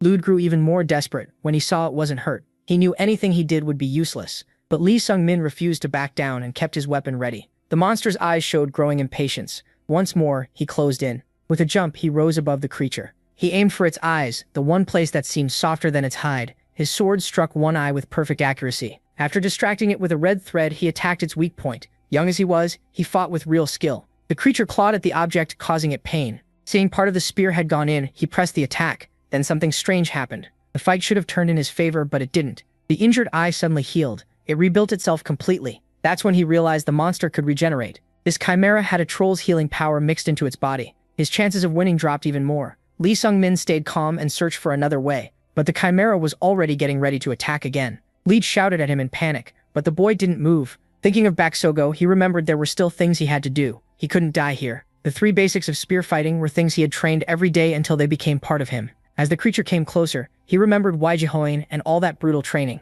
He pointed his spear at the monster's hands and knew this was the moment to use everything he had gained. He needed strength to spin and push aside the incoming blow, so he acted at once. The chimera still looked overwhelming. Without a mark on its body, he sprinted straight at it. Weapon raised, he picked the best spot to strike. He needed control to twist the spear around the enemy's attack. With a light step, he slipped close to its huge claws. Now he had the control he needed to finish the move. Luda watched every motion closely. With a precise hit, the boy threw the creature off balance. Gripping his weapon tight, he followed with slicing attacks. While the monster struggled to steady itself, Lee Sung-min drove the spear into its leg. This time, he knew he had landed a real hit. The chimera screamed through its stitched mouth. Just as he expected, its joints were much weaker. When it lunged to grab him, he was already ready for the next move. Confused, the creature tried a more careful strike. It swung a hand down to crush him, but he dodged again. Now he wondered how long a damaged joint would take to heal. There was no time to wait, so he attacked again. The force snapped his spear in half, but he still drove the monster down to one knee, with part of the spear stuck in its body. Regeneration stopped there.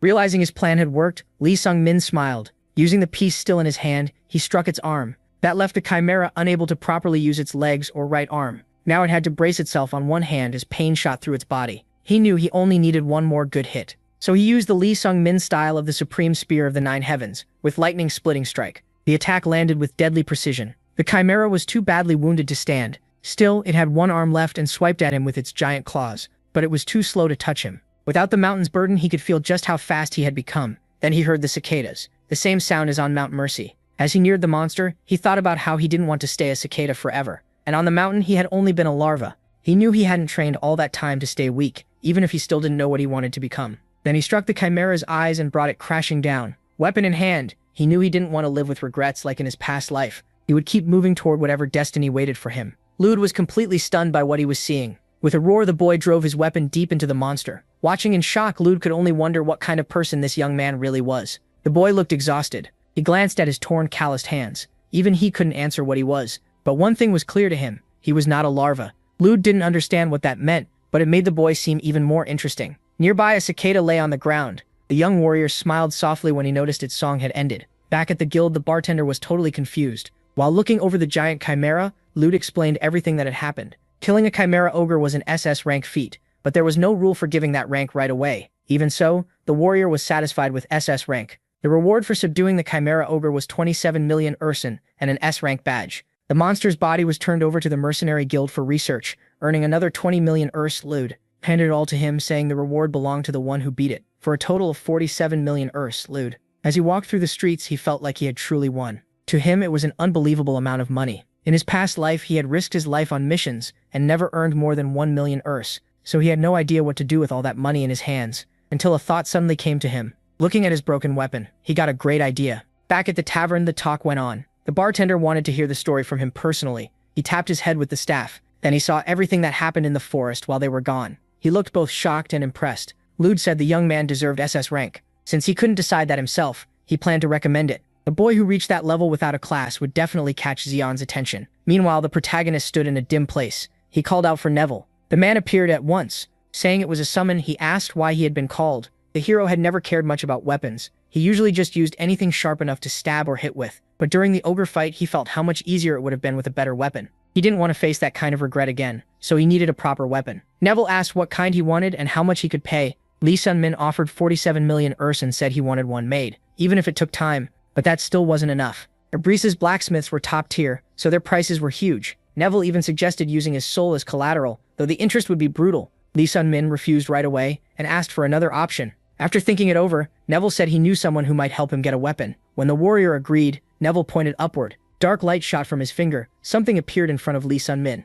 As Neville struck it, he said he'd leave the two of them to talk there. Not fully sure what just happened, Lee Sun-min studied Neville's power to tear open space. From the other side, a voice noted that he was just a kid. Not knowing how often they'd meet, Selderus introduced himself. Then he told the boy to stop spacing out and step into the rift. Looking closer, Lee Sun-min realized he was a dark elf. After entering the space, he gave his name and said he wanted to order a spear. He handed over his current weapon and said he wanted something like it. The elf examined it and saw it was a spear meant for a balanced style. Then he asked Lee Sun-min to show the techniques he used. He was confused. For martial artists, showing techniques to others was usually taboo. But the elf said it was necessary. Without seeing his style, he couldn't make the right spear. The design could change a lot depending on how he fought. Losing patience, the elf reminded himself he was arguing with a child. He was 400 years old and loved smithing, so he had worked as a blacksmith for over 350 years, even without natural talent. The protagonist looked unsure. Still, the elf said his skill was no worse than any dwarf's. Those words stirred a memory in the warrior. He felt they were a bit alike. After blurting all that out, the elf wondered why he was saying so much to a kid he had just met. So he told Lee Sun-min to go find the dwarves instead, if he wanted a weapon. But Lee Sun-min insisted on showing his martial style. The elf found it odd that the boy still hadn't left. Lee Sun-min said he believed him once he heard about those 350 years of experience. The elf didn't know what to say. With a laugh, he said the boy was way too trusting. Even so, Lee Sun-min wasn't intimidated. Turning away, the elf admitted the boy knew how to talk. Then suddenly eager, his expression changed. The boy just waited quietly, though usually calculating. The elf decided to make something better than the boy could afford, simply because he liked him. Smiling, he thought this kid might become a regular customer. The weapon would take a few months, so all Lee Sun-min could do was wait. Back on his bed, he sat down to meditate. The Chimera Ogre had been his first real fight after reaching the martial peak as a supreme master, and now he had to sort through what he learned. Weiji Hoyin had called his awareness a talent. After all those years in the mountains, it had grown into something like a sixth sense. During the battle, that sense moved his body before he could even think. That was his sixth sense. It was powerful, but he knew he couldn't depend on it alone. The mountains had sharpened his touch and sixth sense, yet the rest still lagged behind. If he didn't train his other senses too, things could get dangerous. He had a bad feeling that something hard to fix was coming. At the mercenary guild, things were quiet. As he sorted bottles, the bartender asked if Lee Sun-min was already placing another job. Instead, Lee Sun-min asked what happened to the Chimera Ogre's body. If it was a chimera, someone had to have made it. The bartender said that was being investigated separately with the Mage Guild. No Chimera Ogre had appeared in his past life, so either no one took the mission or the Mercenary Guild had lost. From the timing, it was likely 6 months after the Chimera was made. Maybe in his past life he had found it himself, but now that he had killed it, the future might change. At the Bihangar Mage Guild, someone greeted the young man warmly. A mage worked through several spells as Lee Sun-min watched. He introduced himself as the Dark Mage Kim Jong-yan. He was investigating the Chimera. Lee Sun-min introduced himself as the one who killed it. After realizing the boy was Korean, Kim Jong-yan asked if his world had gone through a portal crisis. He briefly explained that portals connect to other dimensions and let monsters through. Then he dropped the subject, pleased to meet another Korean from a different world. When they returned to the main topic, his face changed. That wasn't the only reason he was happy, but he kept the rest to himself. Lee Sun-min seriously asked to see the Chimera's body. He needed more clues to get the Devanark armor, so the mage shared part of what he had found. The creature wasn't fully dead, which made a full investigation impossible. Still, the dark mage who made it was probably at least mage rank. Its mouth had been sewn shut, and it seemed to have been made with a savage hunter mixed in to test the Chimera's power. Hearing that, Lee Sun-min thought back to the split corpse and understood why. When he went quiet, the mage noticed the boy didn't care much about synthetic monsters. He stayed completely still. So Lee Sun-min brought up what the mage had said earlier, that he was happy for another reason. Kim Jong-yan said with confidence that the protagonist's causality was a complete mess. A dark mage could open and read someone's soul. He stepped closer, offering advice, saying that if he were in Lee Sun-min's place, he would have fallen into despair or gone insane. Then he asked if the boy understood what that meant. Lee Sun-min answered simply, after death he would suffer forever. The mage then asked why his causality was so twisted, but Lee Sun-min distrusted him and chose not to answer. To gain his trust, Kim Jong-yan offered to swear a mana oath and never tell anyone. As the mage prepared it, Lee Sung-min grew more unsure. Still, since the man was willing to go that far, maybe this was his chance. In the end, he admitted he was a regressor who had returned to the past after dying. By breaking basic laws and piling up too much karma, his causality had become badly warped. After hearing that, the mage decided to tell him one more thing. Lee Sun-min waited anxiously. Kim Jong-yeon started by saying he was strange, not just because his causality was twisted, but because he himself was too. Before he could finish, his words shook the room, and Lee Sun-min felt pain stab into his ears. The mage realized he couldn't say it. It was impossible to tell the boy the truth. Lee Sun-min was deeply confused. If Kim Jong-yeon kept talking, he would die. Blood covered the mage's face from forcing out those words. He understood then that the boy's life no longer belonged to him. Shaken by all of it, Lee Sun-min didn't know how to respond. The mage apologized for not being able to explain and asked him to come back another time.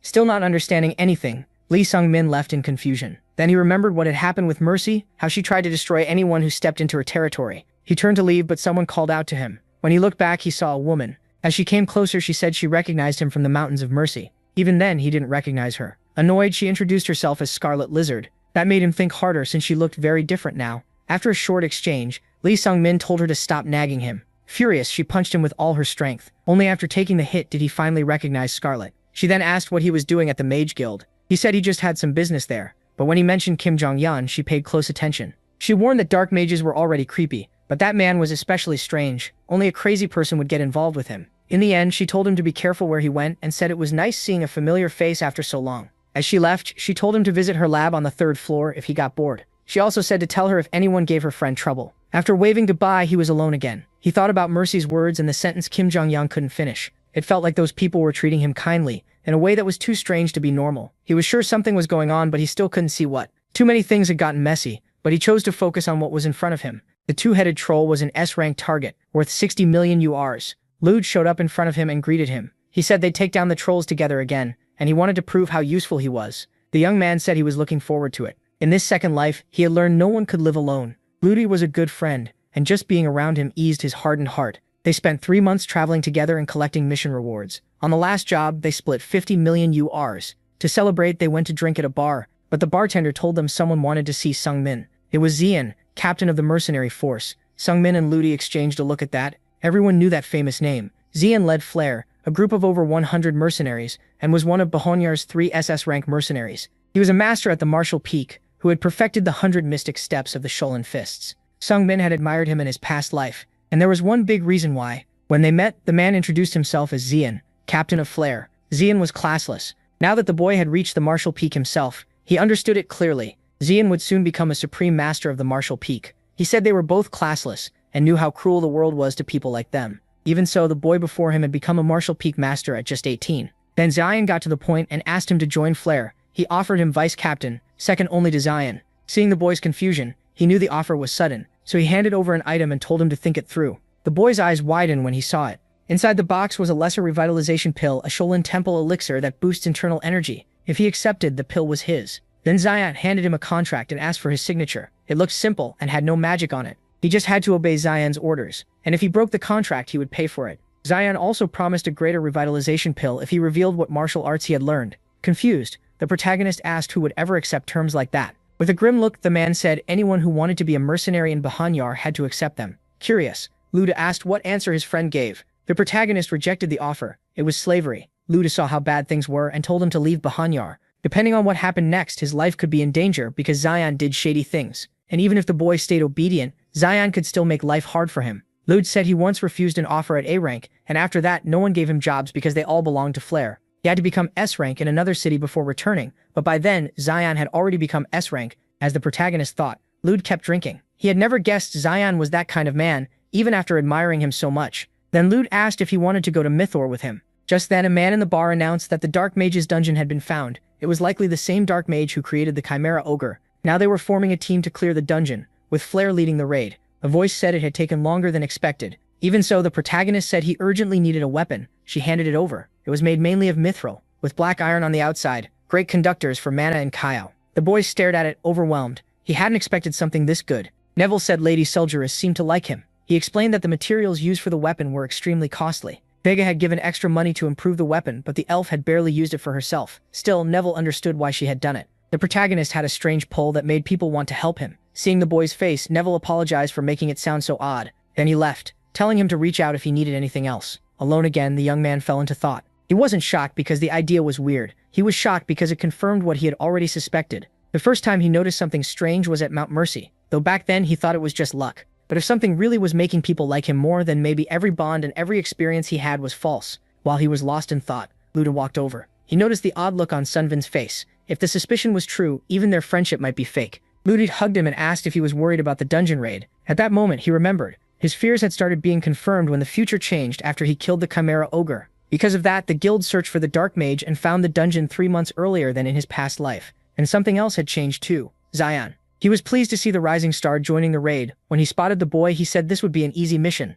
In the past, Flare hadn't joined this expedition because they were away on another job. Now they could, since the timeline had moved up by 3 months. Zian also noticed Luda was with him. Smiling, he told both of them to be careful. The dungeon was dangerous, and no one knew when or how they might die. After the orders, everyone moved in single file. Luda caught the hidden threat in Zian's words. He could kill them in the chaos and make it look natural. For a moment, the hero thought about refusing to join because of that. But in the end, the skills hidden inside were too valuable, so he went. It had been 3 months since he came back from the mountain, and he still hadn't progressed. To break that wall, he needed the magical armor Devnark, which could raise even a third-rate warrior to master level. Going back to their talk, Luda said Zian wouldn't dare act recklessly with so many people around. The raid had 27 members total, 1 SS rank, 4 S ranks, and 12 A ranks, along with Flare's mercenaries. Even Baron, the guild leader, had joined. Luda said that with his spiritual sword, he'd cut down anyone who tried anything. He had no real reason to join the raid, so he was probably there because he was worried about his friend. Lee Sun-min was deeply grateful,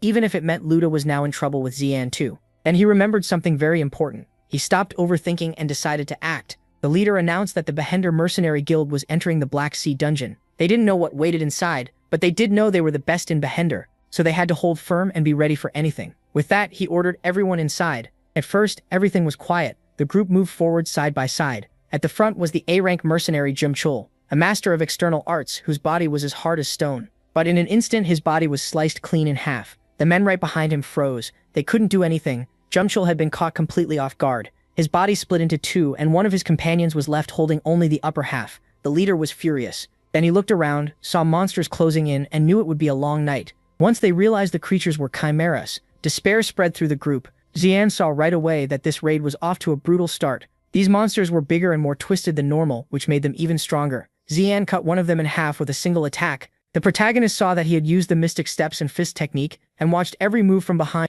After seeing Zian's strength, he knew he still wasn't strong enough to fight him. Lost in thought, he didn't notice a chimera rushing at him. In his previous life, this dungeon had been empty. That meant the dungeon's master might really be here now. Tired and bleeding, the hero realized something was wrong. The battle wouldn't stop, and bodies were piling up. Zian saw the heavy losses and understood they might not be able to finish the raid. Still, he taunted the leader, claiming his own squad was stronger. Luda noticed that through all the chaos, Zian had only protected his own men. Just 1 hour after entering, the raid had already lost 2 A-rank mercenaries. Among the survivors, the only solo A-rank hunter left outside Flare was Tang Masuk. Luda introduced himself to the frightened girl and told her she didn't need to worry. But when she got even more scared after seeing him, he simply returned to Sunvin's side. At the same time, someone called out to the guild leader. A hunter reported that the raid team was badly hurt. Hearing that, the leader prepared his reply. He apologized, but said they couldn't stop now. The main force was still alive, the SS rank and S rank hunters, so pushing on should still be possible. Seeing the girl's fear, he told her she could go back if she didn't want to stay, but if she did, no one would be there to protect her.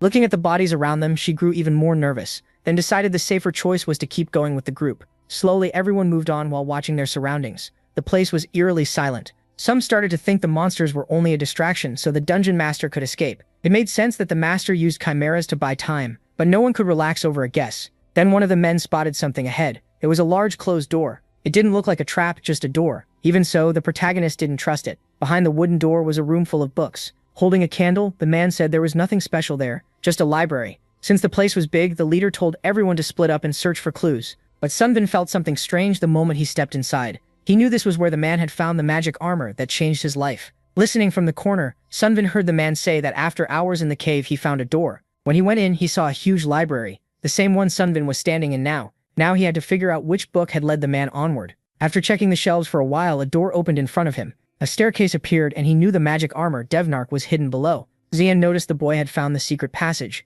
He praised him, and the boy instantly grew nervous. Turning back, the protagonist said he had only found it by accident. With an odd look, the captain said he liked people like him. That answer shocked Sunmin even more. Then the man suddenly punched him in the stomach. The protagonist tumbled down the stairs. Xian knew that if the boy wouldn't join him, he had to die. His talent made him too dangerous. Baron was in another room with the captain's men, so no one would step in. But Lude showed up at the top of the stairs, proving he was still there. He had used the spiritual sword technique to take out the guard at the entrance. He was sure Xian had been waiting for the right moment to show his real self, and Lu Zhen knew he'd be next after Sunvin. A moment later, his friend was thrown down the stairs. Xian couldn't believe the two of them thought they could beat him. The hero knew the odds were bad, especially if the other Flare members joined in. Even so, he wasn't giving up. He grabbed his friend and ran. Still confused, he only said they had to reach the lower level fast. The magic armor Devnark, which boosts the wearer's power, was their only shot at winning. Quickly, the two reached the bottom. The protagonist looked around fast. Then he spotted the armor right in front of him. While Ludi guarded the lower entrance, he moved toward the rare item.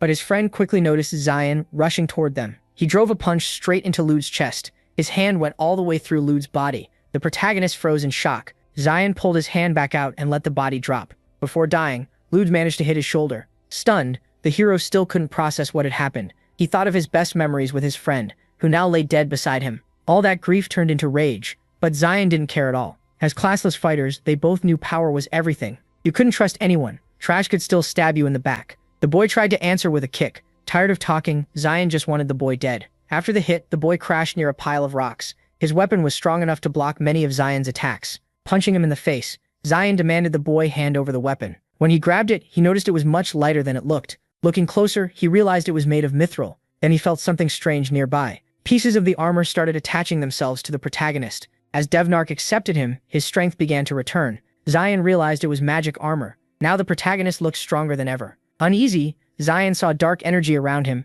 and couldn't tell how dangerous it was. Xian Min waited for the right moment to strike. By then, the magic armor had fully covered his body. The two stood still, staring at each other, until an explosion broke the silence. Xian had no idea what that dark energy was, or why it suddenly vanished. He threw a punch and told the boy to fight him again. Confused, the protagonist noticed no change in his body or inner energy. Even so, Xian admitted the boy had done well to dodge this long, but he'd die next. Seeing his fallen friend, the boy knew how bad things were. A hand reached toward him to finish the job. Then a mystic creature blocked the attack. Getting Devnark came with a huge price. Even so, the contract with Devnark still hadn't been completed. When Xian tried to attack the creature, he suddenly felt weak and helpless. The sixth sense the boy had sharpened warned him not to fight that thing. A huge sound boomed from underground, and the men started to run. The leader asked if it was the dark mage, but the masked one said nothing, only held up his fingers. Then the leader realized it was a lich. Sensing the danger, one man yelled for everyone to run. But the monster was much faster than everyone there. With one simple spell, it killed Baron. When they tried to escape, they found the exit blocked. The creature told them they were only there because it had allowed it. It was in a great mood that day because it had found an even better offering than the Chimera Ogre. As it moved closer, it spoke about its fate. It said the day of reward for those who believed in it was still far away. This was the Lich Preskin. The fight ended almost at once. The Dark Mage slaughtered everyone, even the dozens of S-rank mercenaries. Baron, a great mage, was split in half instantly, and even Xian was beaten with ease. By then, the protagonist could only wonder how it had come to this. He had believed this life would be different from the last. He thought he had become something more, not just a larva or a cicada. With sad eyes, he looked at his friend's body. Then he realized he had been wrong. He was still just a larva. The creature was terrifying. Meanwhile, the protagonist was chained to a wall. The Lich welcomed him to its workshop and told him not to waste energy trying to break the chains. It let out a creepy laugh as it watched him struggle. Then the monster made a strange confession. It wanted to become a woman. To it, women were amazing because they could do something many alchemists never could in a lifetime. Because of that, it had tried every way to become one, but got lost in magic and gave up its soul and flesh for eternity. In the end, it believed it had found the answer. Even if it couldn't give birth, there was still another way to create life. Hearing that, the hero was stunned. To the Lich, this was a perfect day. The one it had once met, whose karma was twisted, had become a monster. If it used someone like this warrior, someone with warped karma, as an offering, it might get closer to its dream. Holding the boy's face, it revealed what it planned to do. Desperate, the protagonist had no idea how to escape. He watched everything around him as the Lich prepared the offering. Then the boy's breathing turned uneven. As the Lich used its full power, it sensed something strange. Not understanding what was happening, it grew confused.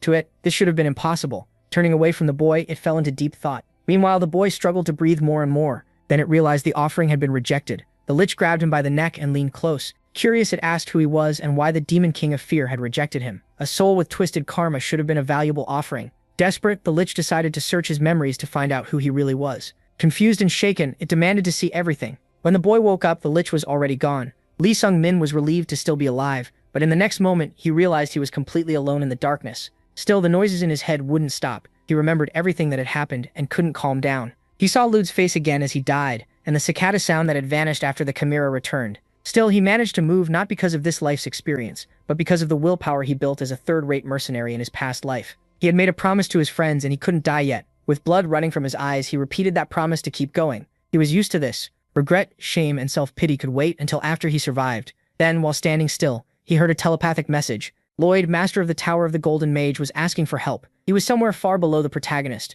Remembering that Lloyd had vanished in his past life, he listened as the man said he needed the warrior's help. Lloyd was badly hurt, couldn't move, and begged the boy to get him out. Curious about the lich, the boy said it had disappeared. Even so, he stayed suspicious, unsure if any of this was safe. Swearing on his mana, Lloyd promised a great reward if the boy helped him. So the boy kept going down. After a while, he finally reached the place Lloyd had called him to. Lloyd, relieved he had reached the hero, waited anxiously. The ruins showed a huge battle had happened there. Then the boy noticed something strange. Looking down, he saw Xian dead with a hole in his chest. He asked Lloyd what happened. Lloyd said he'd explain the small details later, and asked for help first. Without stepping closer, the boy asked what he could do. The mage said he needed to be taken out of the dungeon. Then, with his index finger, he pointed left, and begged the boy to destroy something there. It was a heart made by Preskin. Since it was extremely dangerous, it had to be destroyed. The boy thrust his spear at the heart, but a barrier was protecting it. As he tried to get closer, the heart changed into something dangerous. Suddenly, claws tried to disappear from his sight. Not understanding what just happened, the boy stood there speechless until he realized the heart had entered his own body. He had gained the Black Heart.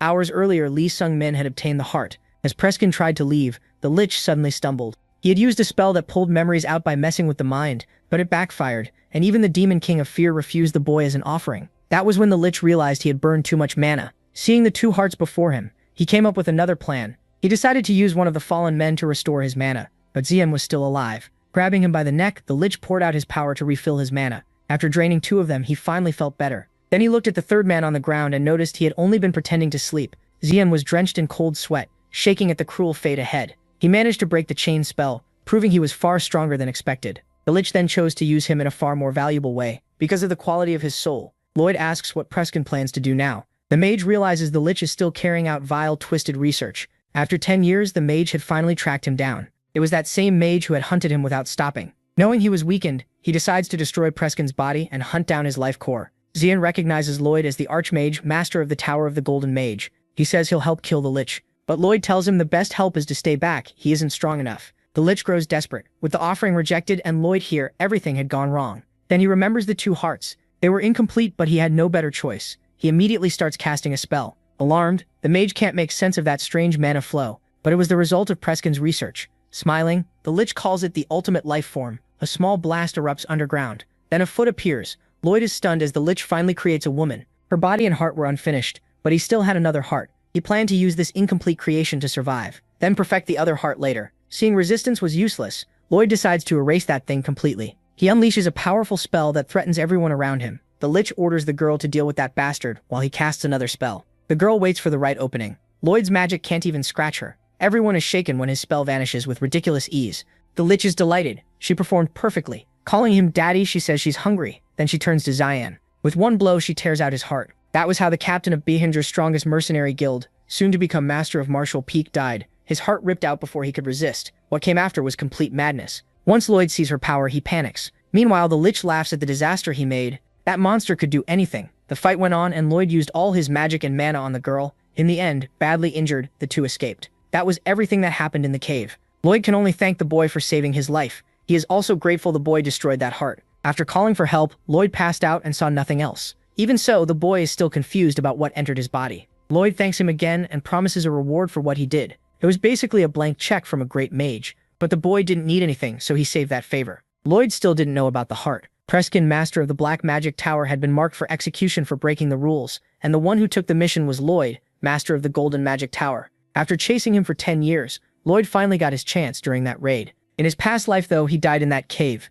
Since the one who should have died was now alive because of the boy's regression, someone who should have lived was dead instead. He feels crushing guilt over Lude's death. Lude. He had been like a frog in a well, thinking Xian was the greatest hero in the world. To them, many monsters seemed easy to kill, and what they thought was the sky was only the mouth of a well. There was always someone living under a much wider sky. Now he wonders how strong YG Hoyan really was. Back on Mercy Mountain, he realized he was only a worm. So he refuses to despair over what he lacks, and keeps moving forward little by little. Then a cheerful voice calls out to him. Kim Jong-un says, most of the raid team died, so it's a relief the boy made it back alive. Then he notices the armor and realizes it's an incredible artifact. Curious, he asks to examine it. The boy lets him, since he has questions of his own. The armor is a forced contract item that links its wearer to a transcendent, a demon king or a demon god. It skips the normal process and forces the user into a slave contract. Using a diagram, the mage explains that it can raise a martial artist potential, but after death, that person's soul would belong to the demon king. Since nothing happened to the boy after using it, the case was very unusual. The mage says there are two possibilities. First, the boy no longer had the potential to be used. Second, he already had a contract with someone stronger than the armor's master.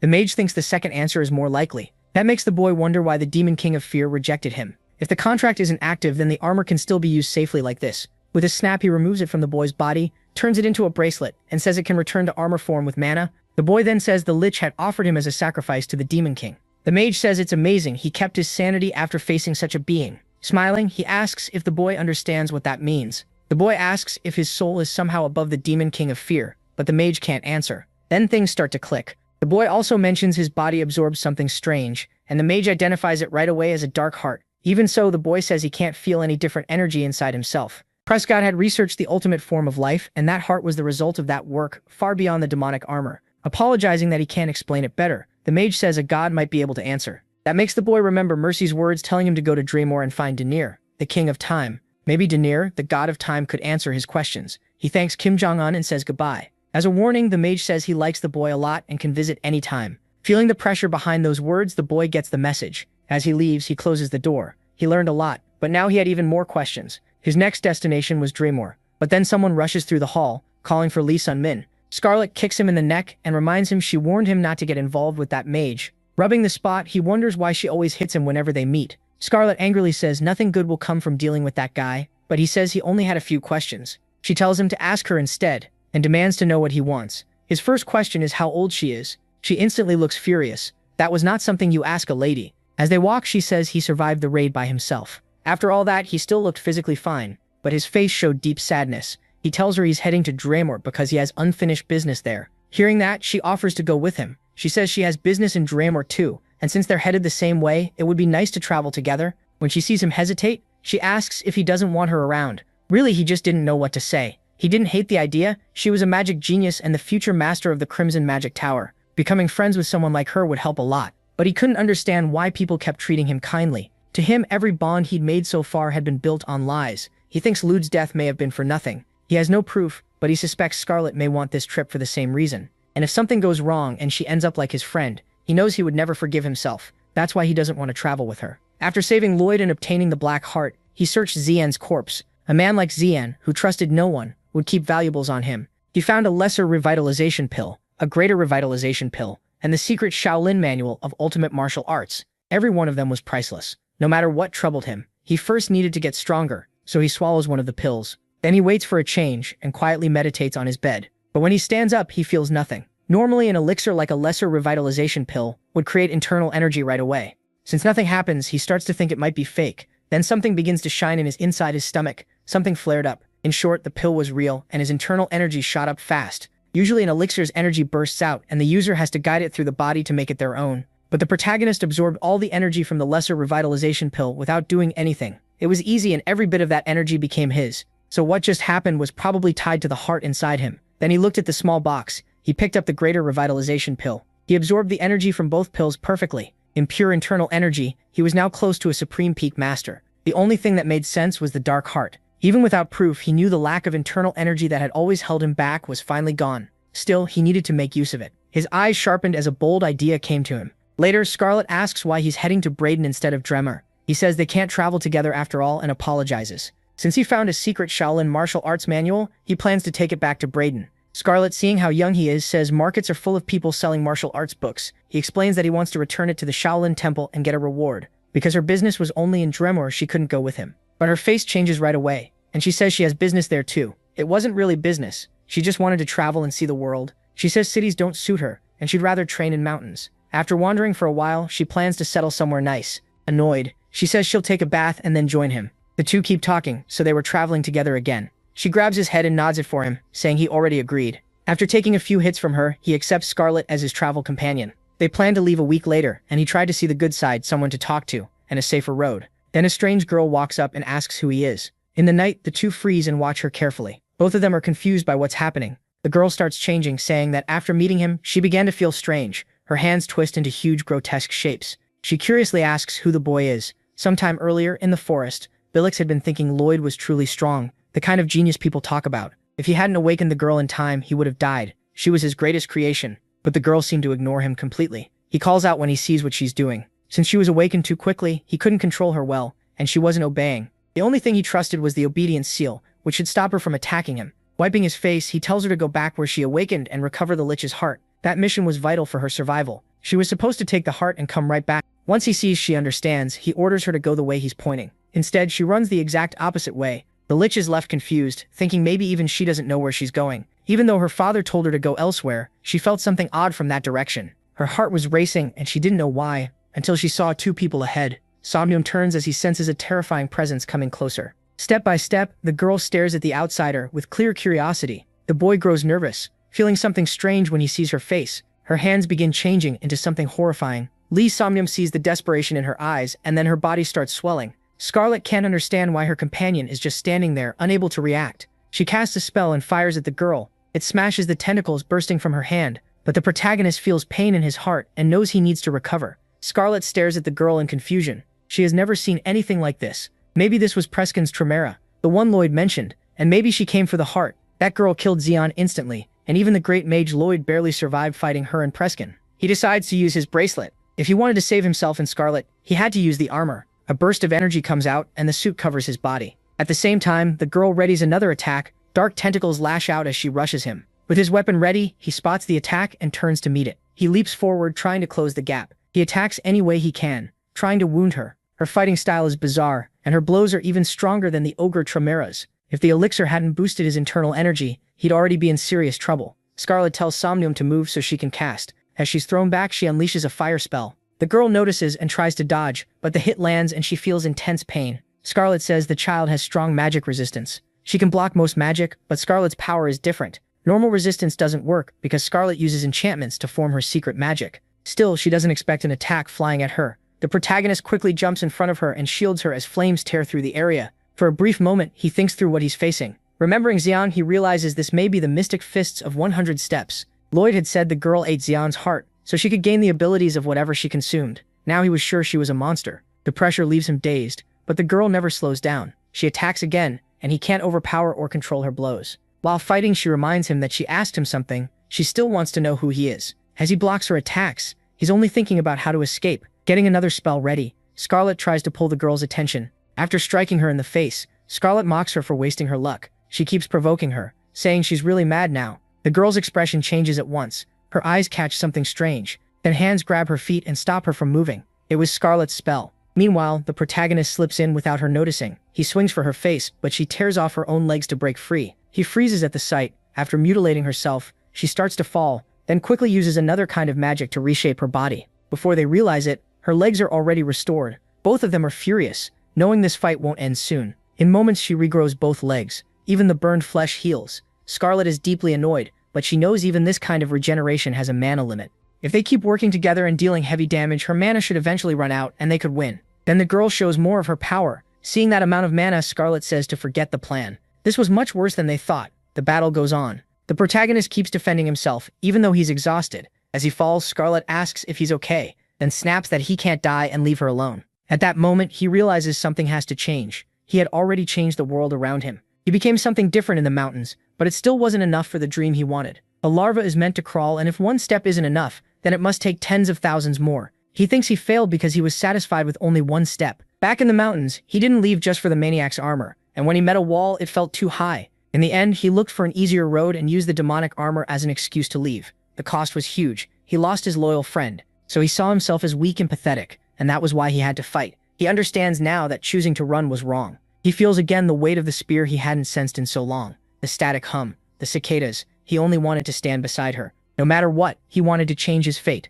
More than anything, he didn't want to die. His dream was too big for a larva, but he still refused to let his life end here. None of this was easy, but if he had gained something he never should have had, then one step was never enough. As he reflects on his life, his weapon grows stronger and stronger. The moment he accepts that he wants more, his strike becomes exact. Then the spear pierces the girl's arm. He stands firm to protect Scarlet. He won't let anything happen to her. Annoyed, the girl demands to know who he is. As the spear keeps tearing through her body, Scarlet listens closely, blood covering his face. he gives his name, Lee Sung-min. At that moment, an arrow slams into the girl. She reveals her own name, Ain. With his spear raised, he stays on guard. Blood spills from her mouth and wounds spread across her body. Then she turns and runs. After that brutal fight, the warrior is completely drained. When Lee Sung-min opens his eyes, he's lying in a bed. Beside him, Scarlet is quietly reading a book. She says he was lucky to survive. He'd been unconscious for about 3 days and they were in a nearby village. She called a doctor and used a potion on his outer wounds. When he says he can move just fine, Scarlet is shocked. He had several broken bones.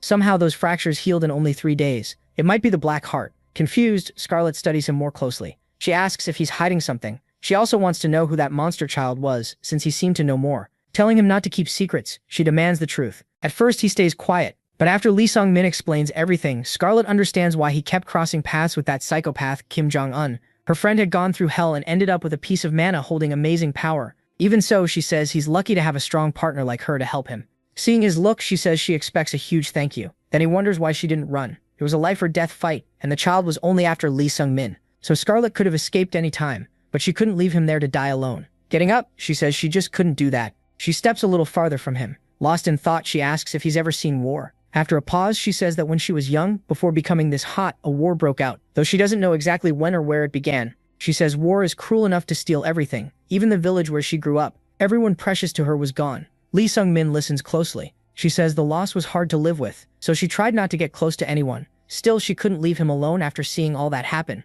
Looking at him, she asks if he's ever lost someone too. He stays silent. With a small smile, she tells him not to worry. His friend isn't dead. She says she's made it through war and all kinds of trouble so far, mostly thanks to crazy luck. Besides, she didn't even get to use her secret move on that girl. Scarlet knows he'd rather travel alone because he's scared of losing people, but if he wants to protect them, he has to get stronger. Pointing at him, she says he needs to become strong enough that this never happens again. Smiling, he says he already knows. By the end of their talk, he feels a lot better. Scarlet tells him to rest a bit more, then leaves, saying they'll head to Britain tomorrow. He thanks her for helping him. As she walks away, he thinks over everything. Gripping his weapon, he swears to become stronger. His mind flashes back to the night before, to that last moment, when a stronger force burst from his spear, so he knows there's no point wasting time on small worries. As power rises from his weapon again, he hardens his resolve to keep growing stronger. The red-haired girl says they finally made it to the city of Brendan. Excited, she says it's her first time in a central district city, and she's glad they weren't attacked like before. She keeps talking and asks Lee what they should do first, but he says he hasn't decided. She suggests they rest and grab something to eat. When they enter an inn, they're welcomed and take a seat. She starts talking about what to order, but Lee isn't sure either.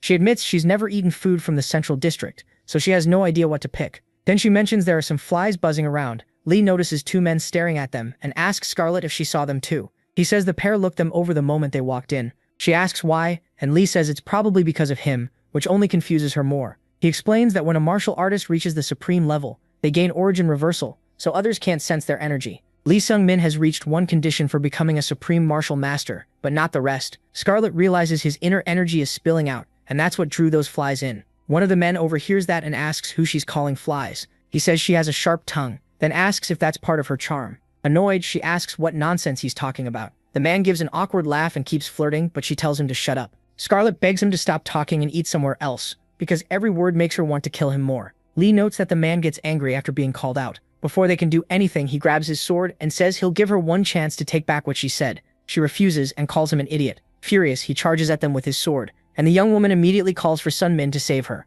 Lee judges him to be about a first-class martial artist. The man attacks while Lee thinks through the best way to handle it. Then another person appears and asks how someone can be this rude in an inn and dumb enough to rush an opponent much stronger than himself. As he speaks, the attacker drops unconscious to the floor. Sun-min realizes he was knocked out by a coin. The newcomer apologizes for stepping in and introduces himself as Nanban Hwan. Scarlet asks if he's from that clan known for its many strong martial artists. Lee says he wasn't planning to kill the attacker anyway. Then Hwan asks if he can join them at the table. They all glance at each other. Confused, Sun-min asks why they're looking at him, and the newcomer asks how old he is. When Lee says he's 18, Nanban is stunned that someone that young is already close to a peak supreme martial artist. He says Lee is insanely talented. Then he asks if maybe he's the little celestial demon YG Hoenn, making Lee spit out his coffee. The man says that's the only monster he can think of who could reach that level so young. Lee asks if he knows the little celestial demon, and Hoenn says of course he's famous. He adds that area only has 3 martial artists called celestial demons, Bakmasin, the berserker Bayat Wonpei, and the little demon YG Hoenn. He also says there's a rumor that the celestial demon is a woman. Then he asks directly who Lee really is. He introduces himself as Lee Sun-min, and Nanban admits he's never heard that name. Curious, Lee asks what else he knows about the little celestial demon. but Hee-won says that's all he knows. If Lee wants more, he'll have to ask around. Then Hee-won asks Sunmin to fight him. Lee is surprised, and the man quickly says he means no harm. He just gets competitive when he meets a strong martial artist. Lee agrees as long as it's a friendly match, and that makes Hee-won happy. But he adds that a simple fight is boring and suggests a wager. Lee asks what kind, and Hee-won says nothing serious. His idea is that the loser becomes the winner's brother. After agreeing, the two head to a battle center and get ready to start. Sunmin says he doesn't know if he can live up to his new friend's expectations, but Hee-won laughs and says he's being too modest. As Lee studies him, he notices the energy around the man has completely changed. He realizes his opponent is very strong, at least peak supreme martial artist level. Both get ready, and Nam-gon starts with a few strange movements. Lee notices them but refuses to let himself get thrown off rhythm. He strikes first with the Shadowless Soul Flight strike, first form, but is shocked when his opponent tears through the feints with incredible speed. The fight keeps going, and Hee-won presses in with another attack, saying he's enjoying himself. Then he uses an energy-absorbing technique which makes Lee tense up. To defend himself, the protagonist uses the Spear of the Nine Supreme Heavens, first form, along with a soul-chasing lethal strike. Even in the middle of the clash, the opponent shifts his sword, which impresses Lee. Nam-gon says that if Lee had used a real spear, the attack would have been far more dangerous. He adds that he can't afford to play around, and he has no plans to call someone younger than him older brother. Soamsmin replies that the bet doesn't really favor him anyway, so losing wouldn't cost much. As Scarlet watches, the opponent asks if Lee is finally going all out, since martial artists hate losing. They both keep trading attacks as the fight intensifies. After a heavy strike, Lee thinks he has his opponent trapped, but the man breaks free. Lee doesn't want to admit it, but his opponent controls energy better than he does, so he pours in internal energy to force some distance. The power of the Spear of the Nine Supreme Heavens erupts. Countless after images appear to fool the enemy's eyes. Lee knows that out of all those images, only one is real, and he has to find it and face it. But Nam-gun overwhelms him and declares he won the duel. With a sword at his neck, Sunmin admits defeat. Still, he knows he has a long road ahead. Laughing, Hee-won says Lee fought very well, and the gap between them isn't that huge. He also praises Lee's spear technique, but he says the advanced moves weren't used well, probably because Lee hasn't had many chances to test them against true masters. He adds that Lee still isn't used to controlling his inner energy, so even small hits are hurting him more than they should. He says this from experience. The young man can fix those flaws fast by fighting more. Nam-gun then says that since they're brothers now, he wants Lee to come with him somewhere, to the Shaolin Temple. Surprised, Lee says that was already his destination. Nearby, Scarlet hears them, calls them noisy, and asks if the fight is over. Seeing them together laughing, she asks what is wrong with them and says she doesn't like it. Far away, an old man in meditation says he can feel something coming. The omnipotent god of chaos is drawing near. That is why Nam-gun Hee-won is heading to the Shaolin Temple. Lee says he goes there every year around this time to see Master Abbot Bolian. His friend says the heirs of the other three great clans do the same because of an old promise, though he'll explain that later. So the three of them head to the Shaolin Temple together. On the way, they talk about the four great clans, Nam-gun, Jae-gil, Moyan, and Tang, and how their heirs are around the same age. Their patriarchs once tried to unite all four clans into one. But when it was time to do it, they started arguing over who should lead. In the end, they left that choice to the next generation. Master Bolian, the Shaolin Abbot, was chosen as the judge, and he would decide which heir should become leader. When they arrive, Hee-won greets the people there and says he was delayed by other business. Lee looks around and realizes everyone present was famous in his past life. Then someone from the Tang clan asks if Lee was why Nam-gun came late. Hee-won snaps at her and asks who she thinks she is to call him that guy. He introduces Lee as his little brother, a martial master close to the supreme martial peak before turning 20. The girl wonders how someone that talented could be his brother, then realizes Hee-won is trying to raise his standing among the young heirs. Lee catches on and asks if that's the real reason he wanted a brother. Hee-won admits it. Still, Lee says calling himself his brother is no big deal. Jae-gil cuts in and asks how long they plan to drag this out. Hee-won tells the group he's going to see Master Bolian and that Lee can rest for now. As they leave, Scarlet says she wishes she were the friend. He lost the fight but still came out ahead. A man calls them over and says he prepared food for them. They hope the temple meals are still good. While eating, Scarlet complains there is no meat, and Lee says of course not. They don't eat that here. While thinking, Lee reminds himself his goal is simple. Get the secret scroll and return it to Dronzer. Then a man enters the room and says the abbot wants to speak with him. As he follows the man, Lee is confused. He has no idea why the master wants him, and even in his past life he knew little about Master Bolian. Almost nothing. Except one thing, his nickname was the eccentric Buddha. When Lee arrives, the man asks if he is loved by the omnipotent god of chaos. Lee is baffled and asks if this is Master Bolian and what he means by that title. He asks him to explain, but the old man says he can't. If he did, he would either die or be erased from the mortal world and become a god in the heavens. Curious, Lee asks where he can find the answer he wants. Then something strange happens and Lee cannot understand it. After that, he is told to go north. Within 5 years, he must reach the place where the eternal snow never melts. There, he will meet someone extremely important. When the old man returns to normal, Lee asks what just happened, but the master avoids the question. He says it was not him. It was the spirit living inside his body. Lee asks if he serves Buddha while carrying a spirit, and the old man laughs. That, he says, is exactly why people call him the eccentric Buddha. Still, he admits he doesn't know why the spirit used his body to speak to Lee, only that some answers were given. Then he asks if Lee came to return a secret scroll, and Lee says yes. Laughing, the old man says the boy probably expected a reward for bringing it back, and then hands him a superior circulation elixir. Lee is thrilled and can hardly believe it. The Buddha says he's overreacting, and that he's just like Yahello described. Lee asks what name he just said, but the old man replies that he heard it clearly. Lee quickly asks if YJ had been there, but again the old man dodges it, while Lee keeps begging for answers. Seeing how desperate he is, the Buddha starts to speak. Then an image appears behind Lee. It is the future Shaolin, Jae-hak. The old man says they must fight first, and only then will he talk. Soon Lee is on the ground, admitting he lost. He remembers people saying that no matter how long he trained, he still lost miserably. He can't even answer the voices in his head. Losing to Namgoon was one thing, at least that felt like a real duel. But against Jae-hak, he feels completely toyed with, and he had never even heard the man's name in his past life.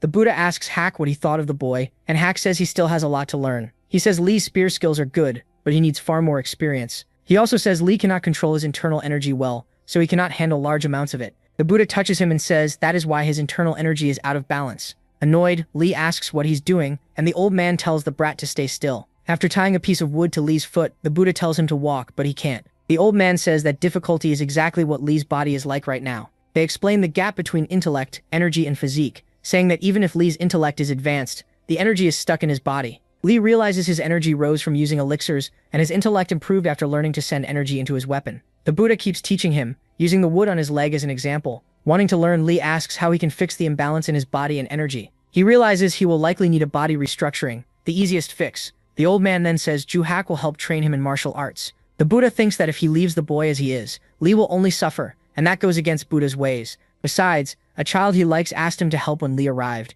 meaning Weiji Hokachin. Later, Sunman walks with Ju-hak, who asks what he was thinking about after the fight. Lee says he thought he had gotten a little stronger. He reached the martial peak through years of training and recently learned something incredible too, but he still lost to both him and Namgoon Hyewon. Hak asks if he isn't rushing himself, and says reaching that level at 18 is already rare. In his view, Lee was just unlucky to face opponents like them, and even he, called the future of Shaolin, still has plenty to learn. Lee realizes he and Hak did not start from the same line, but Hak adds that even he could not beat the little celestial demon. Shocked, Sunman asks if Hak has fought her before, and Hak says yes when she came to the temple. Curious, Lee asks why Weiji Hoyan came there. Hak says the demand she made sounded like pure arrogance coming from a 17-year-old girl, but no one could rebuke her, because her presence was so overwhelming that everyone simply accepted it. Hak says the result of their duel was shocking. He could do absolutely nothing, and lost even worse than Lee did today. Unsure, Lee asks how strong Weiji Hoyan might be now, and Hak says he can't say for sure, but he believes she has already gone beyond the supreme martial peak. Then Hak asks what Sunman's relationship is with her,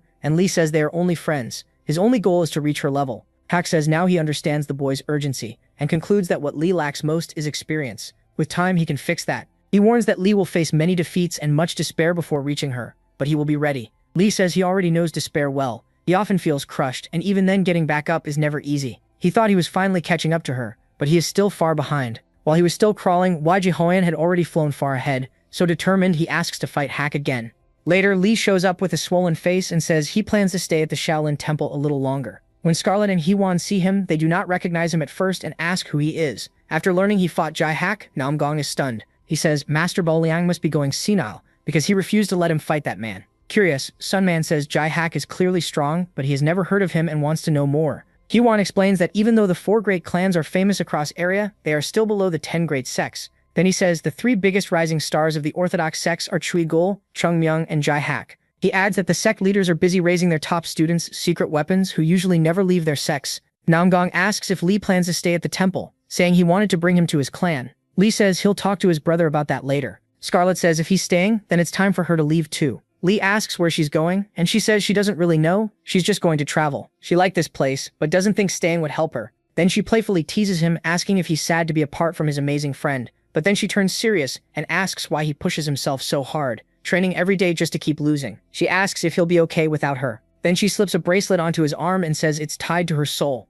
No matter where he is, if she wants to see him, it'll send a signal. She says back so Go got one too. Before leaving, Scarlet tells him to train hard so that next time he can be the one who saves her. Watching, Namboon wonders why stuff like this never happens to him. The next day, Scarlet and Hyewon say goodbye. Before leaving, Lee calls out to Scarlet and asks why she's so kind to him. A little confused, she gets tired of hearing that question again. She says they've already talked about it, but since he's still worried, she'll answer one more time. Scarlet says he caught her attention from the first time they met, even though she normally doesn't get close to people. But after traveling with him, she saw he's a really good person. She says seeing him work so hard makes her want to cheer for him. She likes teasing him, and she knows he's sincere and handsome too. Lee laughs and asks if she ate something bitter, which leaves her confused for a second, but she ends by telling Sun Min not to live like a weakling and to always keep his head high. He agrees. Later, Lee starts preparing himself and decides that while he stays at the temple, he won't use his spear or demonic armor. He chooses to leave behind both his weak mindset and his gear, and even sets aside the superior circulation elixir Master Bulian gave him. He remembers the Buddha's words that in the land where the snow never melts, he'll meet someone extremely important. That makes Lee remember he promised to meet Wuji Huyen again in 6 years. Sunmin believes the person from the prophecy is back, so go, but with only 5 years left, he wonders how far he can go. Jaihak comes over and asks if he's really giving up the spear and armor and why. The Buddha answers that using those tools during training wouldn't be right. Hak explains that martial arts are about using the body, but the thing guiding it is the heart. He says the heart fills the body and turns into the energy it needs. Then he tells the boy to truly watch Shaolin and experience it himself. Lee thinks he can still hear the cicadas like the sound is stuck in his ears and decides he'll deal with that before leaving. During training, Hak says the boy's basics are strong and show how hard he's worked. Still, the spear art he learned, though advanced, feels messy. The boy admits it's because he ran away. No matter how much he trained, he couldn't improve, so he gave up and focused on simpler techniques instead. Hak says if basic triple sword techniques alone could make someone an advanced martial artist, there'd be no point in learning higher arts. They keep fighting while talking between blows. Lee says that's why he won't run anymore. Hak tells him the path of martial arts has no end. His job is to keep finding what can still improve. He says Lee isn't a genius, real geniuses were already flying while he was still crawling, so he must not give in to despair. Hak says he once thought he was flying too, but after seeing the little celestial demon, he realized he wasn't even close. Sunman asks what someone like him still crawling on the ground is supposed to do. He then reflects that Wuji Hoyan and Bok Sogo weren't great teachers because they only knew how to teach from a genius's point of view. Jaihak feels like the better teacher, since he was raised by countless monks and learned over 72 martial arts. When Lee tries to strike Hak, he gets punched in the mouth, and the man says his senses are still mixed up. On top of that, he's not used to energy circulation yet, and needs to improve it. His understanding is still weak too, so he has to work even harder. Lee says that day he realized how small he really was, but he didn't run. He kept training the supreme spear of the 9 heavens like his life depended on it. He trained his internal energy too, but it was hard and progress came slowly. He sharpened his 5 senses and finally brought them into balance. Whenever he felt lost, he trained even harder. Time passed, seasons changed, and he still couldn't beat Jaihak, not even once. So he chose to study Shaolin itself and learn from Hak. As he watches, Lee thinks the world is huge and he is tiny, but he still wants to rise into the sky and see it all from above. Then someone interrupts, asking if he'll ever climb out of the well. It's Master Buliang. He says Lee has changed, which surprises the boy. The Buddha says martial arts could let him live peacefully inside that well, but asks what he truly wants. Sunman says he wants to see the world, and the old man replies that anyone can do that, so Lee says he wants to fly above it and see everything from there. Buliang says that's a big dream for someone still so small. Lee answers that he does want to dream, but flying isn't just a dream to him. The master asks what he's learned in these past 6 months, and Lee says he's learned how to crawl the right way. Saying that's a good start, the old man tells him it's time to learn to walk.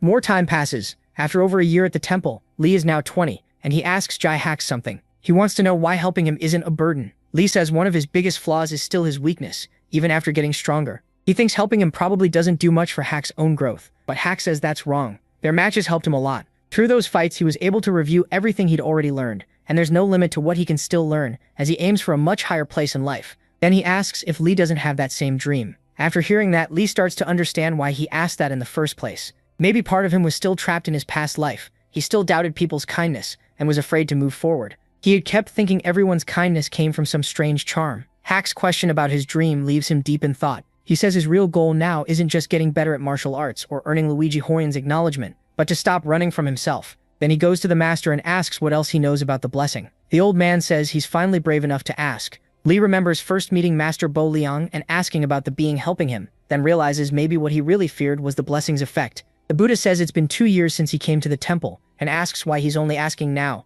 Sunman admits he was scared of a truth that used to haunt him, but now he doesn't want to run anymore. Bo Liang says he likes that look on the boy's face, and explains that one effect of the blessing is making others feel more compassion toward him, but it only changes how people first see him. Lee is confused, so the master explains that it mainly affects first impressions. If people truly disliked him, they still would have left him. So Lee realizes the bonds he's made are real. He thanks the old man. The master then says he can remove that effect. After that, no one will naturally form a good first impression of him. That way Lee could build relationships without feeling guilty. After thinking it over, the boy says he accepts. Sometime later, Sunman meets Huane again, and Huane jokes that maybe he's decided to become a monk, though he still has hair, so maybe not. Since it's been so long, Namegoing suggests they go have a drink, then suddenly throws something at his brother and tells him to react fast. The boy catches it, then complains that the prank was cruel. Hoon says his friend has grown much stronger and congratulates him on reaching the supreme peak. Then he mentions that Lady Moyen married Jagaltarian and even said she hated how loud and arrogant Namegoing was. After that, Namegoing trained like mad to get over the heartbreak and reach the supreme peak.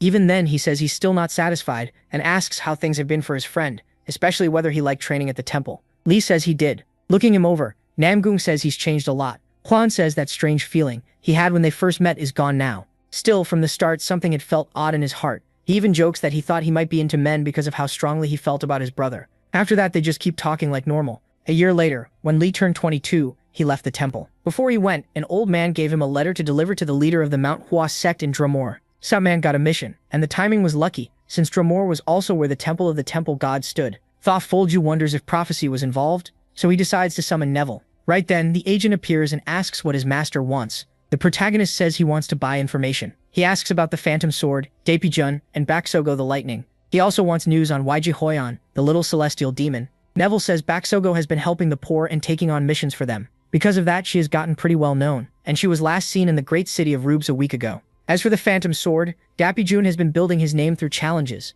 He's traveling around to duel martial artists from famous sects, and he even went to Mount Hua. Hearing that, the protagonist studies the crystal ball and thinks it over. Since he's also headed to Dronzer, he may run into Daepijun on the way. But he still wants to hear about the little celestial demon. As he waits for Neville's answer, a smile spreads across his face. Neville says Weiji Hoyan has gathered followers, thanks to her strength and charm. She has 20 in total, and every one of them is at least martial peak or stronger. So many groups are staying on guard. He adds that the blood celestial demon Bakmosin rules the far north, and Weiji Hoyan's group is marching there for a clash. Neville thinks Bakmosin, who has ruled that region for ages, is more likely to win. The hero doesn't agree. He believes Weiji will be the one who wins. Still seated, he keeps staring into the crystal ball. He realizes it's been 8 years since he last saw Weiji Hoyan. Then he awkwardly notices how beautiful she has become. After a moment, he catches himself and realizes his thoughts are getting strange. He never met either the little celestial demon or the blood celestial demon before returning. And in his past life, Weiji Hoyan hid herself as a man, while now she openly lives as a woman, so her personality may be different too.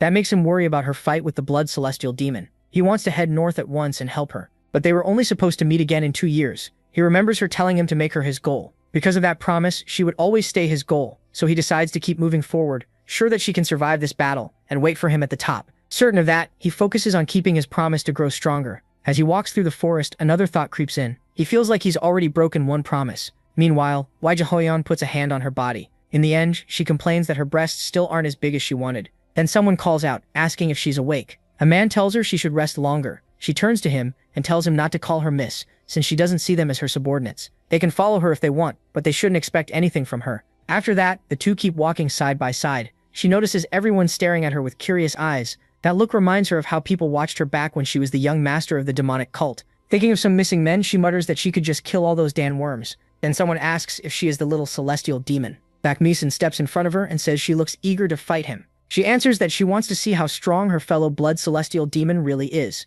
With a hand on her chin, she notes that her Kali was unlucky to be found by her so easily. Seeing her arrogance, Bakmeeson questions whether she can actually beat him. Before the fight starts, she suddenly asks which hand he uses to hold his fork. It's only a taunt. She says that's the hand she'll leave attached. At Manhwa sect, a guard asks the protagonist why he has come. Holding the item out, he says he's here to deliver a letter from Master Bullion. The guard quickly apologizes and escorts him to the sect leader's quarters. Once that errand is done, the protagonist plans to find the god of time, Denner. But then someone calls out and asks if he's the boy from the Mercy Mountains. It is Dak Bijun, and the protagonist recognizes him at once. Glad to be remembered, he talks with the man who says he'd never forget what happened on that mountain. He says that was the hardest time of his life, and he'll remember it until he dies. Even so, he wonders how he was recognized so easily, when he had been under vision prohibition back then. The old man says he remembered the boy's internal energy. The talk goes on easily until Dak Bijun tells him to finish his business in the sect first, so they can speak again later. Nearby, the sentinels wait impatiently, clearly annoyed. The boy leaves, while the old man stays behind, leaning on his sword. Something about him seems off. His hands won't stop shaking on the hilt. He drops to his knees, sensing something wrong inside his body. Then a monster appears behind him, the child created by the Lich Preskin. Inside Mount Hua, someone welcomes the visitor with a polite greeting. The sage introduces himself as the sect leader. Li Sanmei introduces himself too and says he came to repay a favor for Master Buliang. As he hands over the letter, he mentions that the Murim Alliance leader stepped down, so Master Boleong was being considered for the role. When the letter is opened, the sect leader sees that the elder refused the offer. Tossing the paper aside, he says he expected that answer. Then he changes the subject and says the disciples told him the boy knows the ghost sword. Lee explains they met earlier right at the sect entrance. Sangha says the ghost sword asked for a duel, but he had no plans to accept. The hero asks why. Sangha says he likes fighting strong opponents and doesn't mind duels, but the ghost sword is too dangerous. Later, when he returns to Dapyujin, the boy asks if it's true he uses dark magic. The old man laughs and asks if Sangha told him that. After Dapyujin admits it, the boy grows curious. Dapyujin asks if he has ever hit his limit before, and Sangha confirms he has. Then the old man says the boy is too young to understand that kind of wall while he himself is getting old. Even with internal energy slowing age, he says you can still feel your strength slipping away. He sees the boy doesn't understand what that feels like. That despair of depending on dark magic and throwing away a martial artist's pride.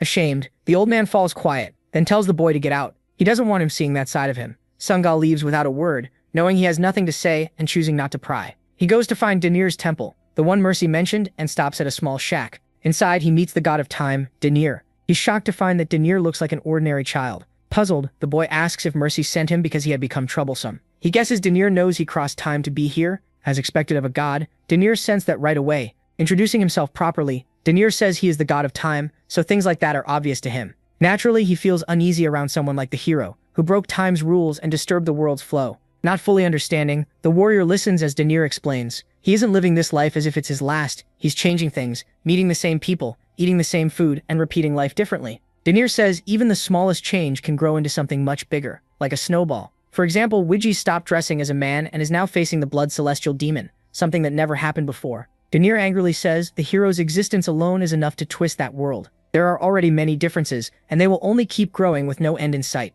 Just by existing, he is warping the world's order. The protagonist answers that he chose to return after awakening something within himself. Even if he asked, a god of time wouldn't tell him everything. Gods aren't all-knowing or all-powerful. They're just living beings who can still die. That's why they stay silent or lie, because telling the truth would put a target on them. At those words, the protagonist's face suddenly changes. Then Denir senses the apostle's presence, and because of that, he says this topic ends here. After apologizing, the apostle vanishes from the scene. The protagonist wants to know what just happened, but Denir avoids it unless he's willing to visit Judas. He says neither God nor mortal can answer that. Confused, the boy asks if learning the truth is impossible. Denir says no and tells him to seek Enverus. He is the one who escaped the mansion of the dead, a special case, though different from the protagonist. After giving that clue, Denir tells him to leave. Before going, someone asks for a trial. At once, the god's gaze changes. Seeing the hero's real motive, he guesses the boy already finished Mercy's trials. Even so, he says the boy won't get what he wants. This trial won't be training like Mercy's. Anyone who survived Denir's trial could kill the protagonist in an instant,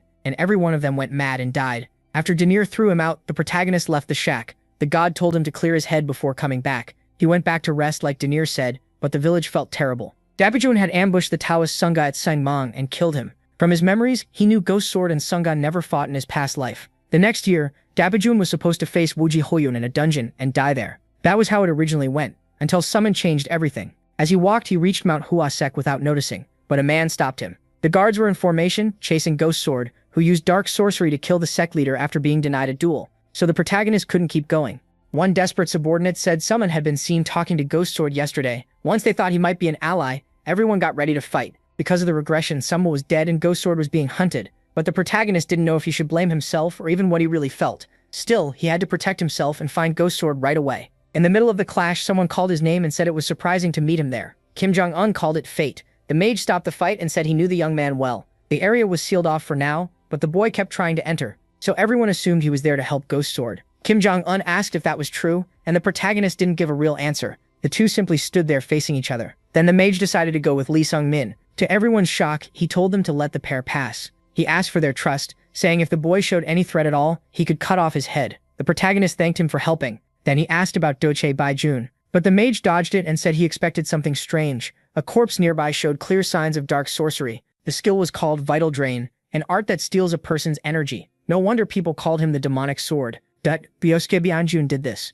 and now Manhwa wouldn't be the only group after him. The whole era would want him dead. Even heaven's favor wouldn't save him. As they spoke, a crow landed on the mage's shoulder. It was his familiar, returning from scouting. With the bird back, Kim Jong-un learned something new. He looked at his friend with a grim expression. He said the Taoists of Manhwa would be delayed. After blocking their messages, he asked to speak with the protagonist alone. Even martial masters would just be drained by vital drain and make the enemy stronger, so the mage was helping the boy purely out of curiosity. He wanted to see how this would change the flow of life. Those words made the hero suspicious. Then a voice holding an instrument asked if they were done. Dupikabadis had just finished fighting some men. Even exhausted, the boy refused to give up. He rose and used the fifth stance, the supreme spear of the heavens. His opponent waited calmly. Then his face shifted when he sensed something off. The strike wasn't strong enough to hurt him, and it slipped away. With just his sword, he smacked the boy on the head. That technique was clearly too much for the young man's body. With a lump on his head, he lay there too weak to rise. Now, in the forest, the warrior finally faced Dok Baijun. The old man sensed him in the dark, and after a quiet pause, the boy said he had something to ask. He wanted to know what the old man would have done if they had met at the sect entrance, and how things might have gone if he had never explained why the leader refused his challenges. After a long silence, Dok Baijun finally answered. He would have given up. Back then, he thought he was simply too weak to challenge the leader of the greatest sect. Later, he learned it wasn't about strength. It was because of his sorcery. Since he couldn't face him openly, he broke into the sect at night and got the fight he wanted. His face was covered in blood and his eyes had a cursed look. The old man said the world was huge, and that leader was the strongest person he had ever fought. So to him, it was a perfect battle with a satisfying end. The young man was stunned. He remembered his friend in the mountains and everything he had been taught. Then he closed his eyes as he sensed the strange thing before him. Realizing the Tamiwas had died because of him, and now Dol K. Baijana had become this, the old man told him that even if that was true, those choices were still his own. There are too many things in this world no one can fully know, so the boy couldn't carry all the blame. But he still felt responsible, and couldn't accept that answer. Seeing how stubborn he was, the old man thought the boy was too full of himself. The protagonist knew Dok Baijun was stronger than him. Too many people across different lives had suffered just because they crossed paths with Lee Seung-min. Even so, he still held his spear for his own sake, but he was sure every death tied to him would stay on his shoulders, and he knew that weight was almost impossible to bear. Even then, he meant to face the demonic sword and kill him. Knowing the fight would be hard, he asked Kim Jong-un to call the Taoists of Mount Hui. Dok Baijun was much stronger now, after absorbing the energy of more than 10 people. Sword in hand, the old man wanted to see how much the mountain boy had grown. The hero realized he had turned into something far more terrifying. In the dark, the old man said the boy was still young, and he was ready to fight. Looking at that dreadful face, the hero understood. Dok Baijun was a vampire. This vampire, tied by blood to the demonic sword, was either incredibly strong or simply not trying very hard. A vampire can escape old age by drinking the blood of stronger beings. Even so, he was still an old man at heart. Then the fight began in full, showing what both of them could do. Dapi Jun was highly skilled and knew how to guard against heavy attacks. But even if he was a lesser vampire, that didn't make him weak. He carried the power of a transcendent vampire master, so lowering your guard was never an option. The vampire rushed in to strike. The boy answered with a soul-purging assassin thrust. Trying a new attack, the old man's sword shook in his hand as he lost balance. Then he suddenly stabbed it into the ground. At the same time, someone sprang forward in one huge leap. He drove his spear toward Dapi Jun, but with incredible speed, the old man dodged it. Reading the boy's intent, he lunged back at him. The boy panicked at how fast the vampire was. He gripped his spear tightly and spun it around his body. The old man attacked again, but the boy slipped away. Then, before his enemy noticed, he pierced his chest and threw off his balance. Confused, the old man couldn't track the boy's movement. The boy had mastered the new techniques of Lee Kang-won and Bok Sogo. Blood in his eyes, he aimed his spear at the enemy. Not wasting the moment, the old man gripped his sword with one hand and swung at Seung-min. With several quick steps, the boy prepared the supreme spear of the 9 heavens with the hidden serpent strike. Unable to read those movements, the old warrior waited for the blow. His vampire eyes could catch things normal people never could, but even he didn't expect the violent strike. Power burst up from the ground itself. The old man laughed and said he never thought the spear would come from under his feet. If he had dodged even a moment later, his head would have been pierced. The protagonist's anger kept rising, clear in his savage stare. Dok Baijun realized that ignorant mountain boy had grown a lot. As they fought under the rising red moon, the old warrior suddenly said he had invited the boy. The boy was confused by that. Moving closer, the man said he had invited his talent. Feeling him approach, the boy readied his spear, but he still got wounded in the arm. As he fell, Dok Baijun stood before him like a shadow. The protagonist struck again through the darkness, only to realize his spear had been broken in two. Stunned, he demanded an explanation. The vampire paused and began telling his story. After leaving the mountain, he grew desperate over his aging body. He didn't want to grow old. He wanted to keep going farther, but his body couldn't follow. He had trained with the sword for 50 years and once dreamed of becoming the strongest in the world. But his body failed him, so he searched for another way to beat age. That was why he chose to become a vampire. Laughing, Dok Baijun said he knew someone was waiting for reinforcements. He wanted them to come fast so he could drink their blood and reclaim his youth. Hearing that, the hero gathered all his anger. Using his ring, he released all his power. He had truly respected that old friend. The vampire grew excited, seeing they still hadn't reached the peak of the battle. Now he knew fighting that boy would be even more fun than he expected. When a martial artist reaches the top, they can pour their energy into a weapon. That's called an energy sword. It boosts attack power a lot, and a master can slice steel like it's nothing. If they go beyond that level, the energy takes shape. That's called an enhanced energy sword. It's far deadlier than a normal energy sword, and can kill in one hit. Still, there is a way to block it. Enhanced protection energy. It wraps enhanced energy around the whole body, and guards against an enemy's power, but Sun Min can't use it. His enhanced energy is still incomplete and came only from insight. Even with no clear way to win, Lee Sun Min refused to give up. He attacked any way he could. Even exhausted and gasping, he never paused. No matter how many times he was struck down, he got back up. But the vampire was far too fast and vanished from sight. Then he appeared behind him. Sun Min felt him there, but he was still too weak to stop him. The spear's power ripped through the air. For a moment he spotted an opening in the barrier and struck, but the enhanced protection blocked his spear. Dokkae-bijun could keep taking hits with that energy protecting him. One clean hit to the head, though, could still kill even the moon vampire, protection or not, and the skill gap between them was huge. As he thanked fate for surviving this long, his spear cut through empty air, leaving a deadly opening. Between masters, even that means death. In less than a blink, Lee Sun Min felt in his bones that this was the end of his life, yet he was still alive. The demonic sword stepped back instead of finishing him. Only when he saw that crazed smile did Lee Sun Min realize the demonic sword was just playing with him, and that made his blood boil. For 4 years, Lee Sun Min trained with the Shaolins and fought Jai-Hack every day. His martial arts became steady, and he reached the supreme peak. For someone his age, that's almost unheard of. He wasn't weak at all. He had just run into monsters stronger than him. Facing geniuses, he'd need lifetimes to catch, plus the memories from his past life left him with a deep inferiority complex. Life would have been easier if he had settled for being average in an average world, but his time with the Shaolins helped him push past that weakness in his heart. Meanwhile, the fight kept raging. Lee Sun Min may have gotten stronger, but he still felt weak, and that was the truth. His real problem wasn't just weakness. He couldn't bear the lives lost because of his own pride. Still, the demonic sword kept toying with Lee Sun Min. In that moment, the hero understood just how bad things were. That's why he kept training harder, because he refused to stay weak, because he didn't want to live with shame, and because he wanted to crush that inferiority complex for good. Using the last of his strength, the hero attacked. He forced himself closer to an enemy who felt untouchable. The protection around that body kept growing, but Sun Min still wanted to change. With his ring in hand, he unleashed all his power and stabbed into his enemy's chest, leaving the vampire stunned. Even Lee Sun Min didn't know how he had pulled off that strike. The vampire clearly felt the spear hit. His legs lost their footing, and he staggered. Seeing the spear buried in his chest, he was shocked. He couldn't understand how that attack got through. Lee Sun Min felt the tension in the air and asked himself the same thing Dokkae-bijun did. He had no idea how he did it, and the answer flashed by, then disappeared. That trance-like thrust was faster than the demonic sword's blade, and pierced the protection. But Lee Sun Min still didn't understand it. He thought it might be another sudden awakening, like when he first touched enhanced energy. At the same time, his opponent was writhing from the pain. He tried every way he could to pull free from the spear. Sun Min, desperate, didn't know what to do next. The old warrior said it felt like he had tripped over a stone. A boy at Sun Min's level should never have been able to land that thrust. After tearing the spear from his chest, he charged the talent before him again. That spear strike was stronger, faster, and quieter than even the blade of Tua Samha. He knew that if death came, his blood wouldn't be enough to heal him. So he gripped his sword even tighter. His sword turned bright blue, and he urged the boy to show him more. As he moved, his blue aura lit the sky. Dokkae-bijun wanted Sun Min to reveal the power he himself had never reached. The innate energy core is power a person is born with, but using it means death or losing nearly all their life. Since he was using that power, he would die soon, and the protagonist could have just run and left him there. But Dokkae-bijun's eyes burned with joy and passion. After seeing those eyes, the hero couldn't run. Dokkae-bijun wasn't some puppet demon of sorcery. He was a seeker chasing truth and trying to break his limits.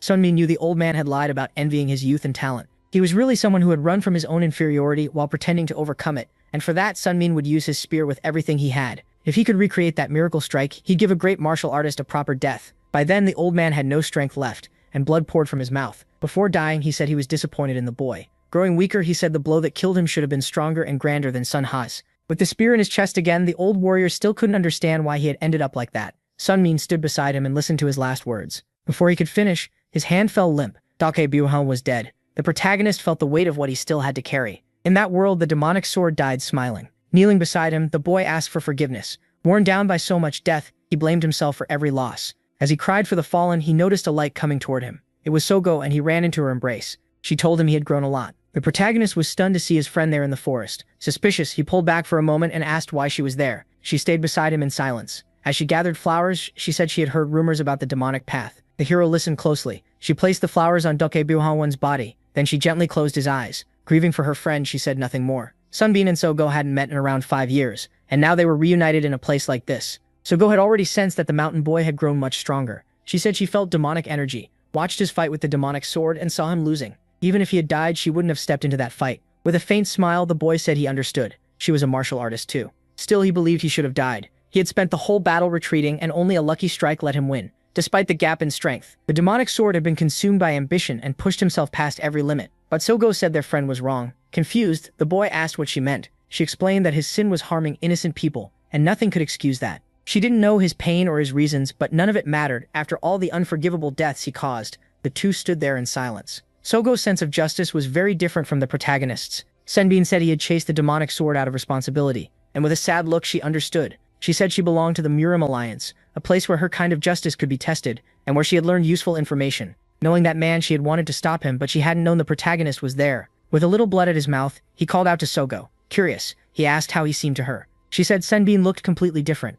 far above the boy she had met before. In the end, she said she was happy to see that change. Then she remembered she still had a mission to finish, and had to leave. The moment she said that, Lee Sangbin focused on it. Sogo was hunting the little celestial demon YG Hoyan. The moment he heard that name, his eyes widened. As she left, she said she couldn't tell him anything more, without promising anything. She said they'd meet again soon. Before Sangbin could answer, she vanished. Left alone, he thought about Sogo's mission. Most likely that was the mission that got her killed in his past life. Joining the Murim Alliance to follow her own justice wasn't something she'd easily give up. At that moment, the boy realized he could never persuade her. After the demonic sword who used dark sorcery was killed, rumors spread of a young hero, the one who slew a vampire at the supreme martial peak under the full moon, now called the demonic spear. When he returned to the shack, a voice sounded shocked. With full resolve, Lee Sangbin asked the god of time to give him the trial, even if it cost his life. Seeing that determination, Daenerys was speechless. The warrior wanted only one thing: to finish that trial. Looking at him now, Daenerys could tell he had come prepared, almost like a madman.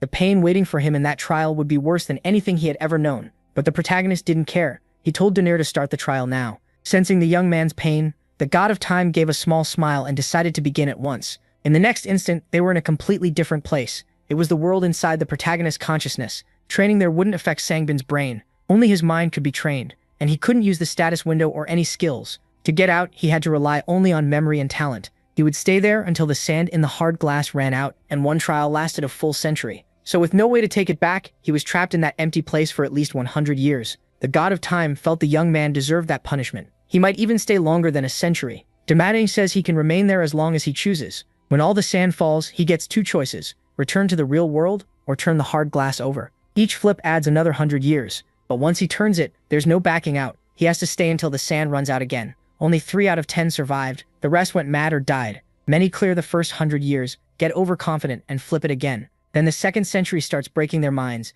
So the god of time wanted to see how long the protagonist could endure. With those final words, Daenerys vanished, and the century began. At first he felt fine. He thought endless time to grow stronger was a blessing. But no matter how much he moved, he never got tired, hungry, or sleepy, and that soon became torture. He missed hunger, thirst, exhaustion, and most of all pain. Whatever he tried, he felt nothing. He never thought the lack of pain could hurt this much. Once he understood his situation, despair hit him hard. This was more than pain. He had no idea if he was training right, and no one was there to correct him. Wuji Hoyan, Bak So-go, and Jai Hak were gone. Even when a spear thrust felt wrong, he couldn't be sure. Whenever he thought all this suffering might be pointless, he nearly lost his mind. Lee Sun-min needed proof he was doing it right. Instead, he felt completely lost. There were no answers, and when he thought most of the time had passed, he checked the hard glass and saw that not even one grain had fallen. Outside, his body still stood before the sun god. Daenerys had already started thinking about what to do with it. Sure, he would fail. Then he sensed something strange. Looking closer, his eyes widened. Cold sweat ran down his back as he realized he was dealing with a true madman. Only 10 people had ever taken that trial, and all of them cleared the first century easily. The protagonist knew he had less talent and less will than they did. That thought pushed him back into his memories, reminding him why he never gave up. In the end, he was still just a larva, so he couldn't complain about crawling. Back on the Mountain of Mercy, he had already accepted that he would keep crawling until he passed the geniuses. And if a wall stood in front of him, he would break it and make his own path. Compared to that, his Shaolin training was nothing. He just had to recover and keep moving. Even a huge rock becomes sand under the ocean in time. Yet the supreme spirit of the 9 heavens still didn't seem to improve, no matter how much he trained. In the end, he decided people don't really change. That's why everyone hides behind masks. No matter how much he thrust or moved, he gained nothing and never felt tired. A spear exists to pierce and suppress. Part of a powerful monk art, but that wasn't his path. So he sank deeper into confusion. With less than half the time left, he still didn't know if he'd done what he was supposed to. Still, he refused to stop. Even if he left now, nothing would change. He became sure he had to kill the weak part of himself. Kneeling down, he asked forgiveness for killing the Lord when someone this weak should never have been the one to do it. Change was hard, but he wanted to destroy the weakness inside him, even if that weakness was all he had. He steadied himself and stopped grieving, because time was almost gone. He trained for 200 years without improving at all, still just a classless man. He couldn't count how many times despair made him want to quit in those 200 years. But he was done running and still wanted to change his future. With a tired face, he turned the hard glass again. That weight was his hesitation. And with that turn, another 2 centuries began. His face showed pain spreading through his whole body. When he came back to himself, much more sand had fallen. He had probably gone insane for a while before regaining control. He felt that many times before, likely disgusted by his own weakness. Still, as long as he didn't stay broken forever, all that time meant nothing to him. That next 100 years went much better, because at least it felt like he was moving forward, even slowly. This time, he trained the mystical art of the Violet Dawn and the flight of the shadowless soul. Having a goal let him feel better for a little while. But after another 2 centuries, he still hadn't improved, just as he expected. So he added 3 more centuries. That first century had felt like hell, but now it almost seemed easier. By then, he was sure he had gone mad living there. Still, after sensing a little progress, he aimed higher and tried to recreate the strike that killed the demonic sword. Of course, he couldn't copy it perfectly, so he added another 400 years. Before long, 1,000 years had passed. By then, nothing in his eyes showed what he truly felt. He only stared at the wall of the supreme peak. Then he laughed, realizing it had taken him just 1,000 years to find that structure, and added 500 more. If finding the wall took that long, crossing it would take even longer. So he kept training day after day without stopping. After nearly 1,500 years, he finally copied the strike that killed the demonic sword. But it was only a weak imitation. He couldn't match that power or speed in any other spear move. He wondered when he would finally become a supreme peak master. Then he looked at the hard glass and added even more time. The god of time grew more shocked by Sangbin's actions. To him, Sangbin was completely insane. But Sangbin had only one goal: to finish the trial he had been given. In the end, his eyes showed his full refusal to fail. Denner kept one thing hidden. That realm of consciousness slowed growth so badly that even geniuses struggled, which made despair come faster. The people before him had all been stronger than the hero, yet none lasted past 1,000 years. Even so, this young man endured far longer. In the end, he trained for a staggering 2,100 years. When he returned, Denner wanted to know how he survived that long. As he realized his own weakness, blood dripped from his nose. His brain was overloaded. Taking in 2,100 years of memories at once was no easy thing. Denner was stunned to learn the warrior had gone insane several times and still recovered. Someone so simple-minded should have quit because of his lack of talent. And Denner understood that might be exactly why he lasted 2,100 years. The others were like eagles soaring freely,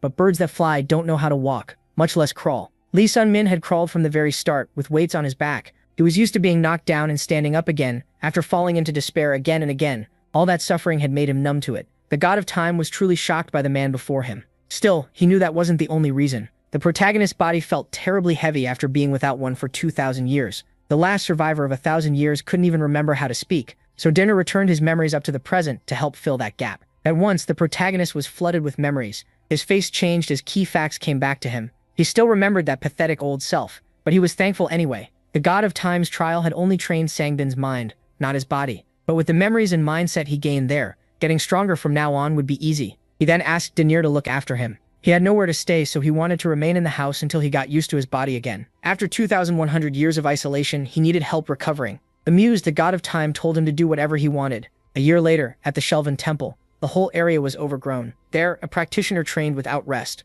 Jahonk was stunned when he heard a voice he hadn't heard in a long time. Beside him, Sangbin looked curiously at the man, but his face turned to shock when he saw the boy next to him. The protagonist already had a perfect plan in mind. Confused, the warrior said he didn't understand what had happened to him. Clearly, a lot had changed in all that time. Jahonk had heard the rumor that Lee Sun-min was the one who defeated the demonic sword. He didn't believe killing a great martial artist, the one who had slain the Manhwa sect leader, was just luck. The hero had reached supreme peak in the middle of the year, and the fighter was curious about the power he had gained. Even while trying to dodge the topic, it took him a while to admit what he really felt. Looking into Sun-min's eyes, it seemed like he had lived absurdly long. The two stayed quiet for a moment. Then the warrior tightened his grip on his weapon, making his intent clear. Jahonk wanted to fight Sangbin, but the boy was already ready for that duel. He said that's exactly why he came. Just as they took their positions, a voice ordered them to stop. The old man warned that if those two fought, the Shaolin's future could be ruined. Hearing Master Bullion, both men stopped. The old man was impressed by how much the boy's martial arts had grown. Sangbin had turned up for one reason. He wanted to see how close he had gotten. He was set on reaching as near to Wuji Huayang as he could. Master Bullion said the girl's talent should have taken her much farther already. Jahonk waited for him to finish. The old man added that even Huayang at 17 should still be well ahead of Sun-min. But Sun-min had expected that, so he wasn't surprised. He never thought his current strength was enough to match her. Still, the realm of consciousness had raised his power a lot. With this body, he planned to climb even higher. There were only 2 months left before the dungeon opened. Jae-hank asked him to stay the night, but Sangbin left after taking back the demonic armor and his spear. He still had to learn about the Black Heart, stop back Sogo from dying, find Inverus, and restore his martial power. With so much to do, he couldn't waste any time. His first goal was finding Inverus, whose twisted causality was different from his own. The man had escaped death itself, so Sangbin hoped he could help. He went searching for the one person who might have answers. From Erebus's info, the merchant called Inverus had been seen in the Forest of Sleepers. That forest was feared because the ghostly screams drove people insane. No one knew what was deep inside, since everyone avoided the monster-filled woods. Sangbin couldn't believe a normal merchant would come here. Regular people would lose their minds from the screams, but to him they were just annoying noise. Nothing in the forest could truly shake him. Then something strange appeared behind him. Startled, he swung with full force. With a few blows, he crushed every monster that came at him. At the same time, some mysterious figures watched from far away. They wondered how he was killing the monsters so easily. They judged him a supreme peak master, but not from a demonic sect since he had no demonic energy. Knowing they couldn't beat him alone, they moved to call for help, but Sangbin had already spotted them and simply asked if they knew someone named Inverus. Terrified, the men pulled their weapons to protect themselves. A dart shot straight at him. He dodged it, confused by the sudden attack. Even so, the men kept fighting with everything they had. One of them sent a fierce blast of fire at him. Sun Min didn't care. He knew he could take it all. The attacker was stunned when Sun Min copied the same move with a wave of his hand. Walking closer, the boy tried a calmer approach. There was no reason to fear him, but one look from him was enough to scare the man stiff. Then he explained they were deaf, so if Sun Min wanted to talk, he had to write on the ground. That made Sun Min understand why they had reacted so strongly. So they started talking by writing in the dirt. Then, without warning, a warrior dropped from the sky. He slammed down hard onto the ground. Shouting, he called the two men idiots for what they were doing. They had no right to share tribal info with an unfinished outsider. This man was one of the tribe's powerful elders. Soon after, Sun Min realized the others weren't actually deaf. Still, all he cared about was Inverus. The elder angrily declared he would tell an outsider nothing. The men saw there was no choice left but to fight. After dropping the elder, Sun Min tried speaking to them again. They were shaken, still unable to believe he had beaten the elder. Figuring Inverus was tied to their tribe, he told them to take him there. The tribe lived in the Forest of Sleepers and used a drug that protected them from the endless screams. Soon they reached the village, a place packed with wooden buildings, though some of the men clearly disliked bringing him there. A man stepped forward and introduced himself as the chief, Kazuya. The two stared each other down, trading sharp words while judging what to do next. The chief was no weakling. He was a supreme peak master who had gone through origin reversal. Annoyed, the old man demanded to know what Sun Min wanted so badly that he killed an elder and threatened 2 youths. Sun Min kept saying he came peacefully and never meant to kill anyone. Still, he wasn't going to stand there while someone tried to kill him. That answer left the chief silent for a moment. Putting anger aside, he realized too many of his people would die if they tried to stop him, so he allowed Sun Min to stay as a guest. Sun Min accepted, but he stayed alert. Their truce was set. Then Sun Min asked if the chief knew Inverus. The chief told him Inverus had left the forest 2 months earlier. They had no clue where he went after that, but before leaving, Inverus had said someone would come asking about him. His last request was that they guide that person to a certain place. After a short walk, they reached another part of the forest.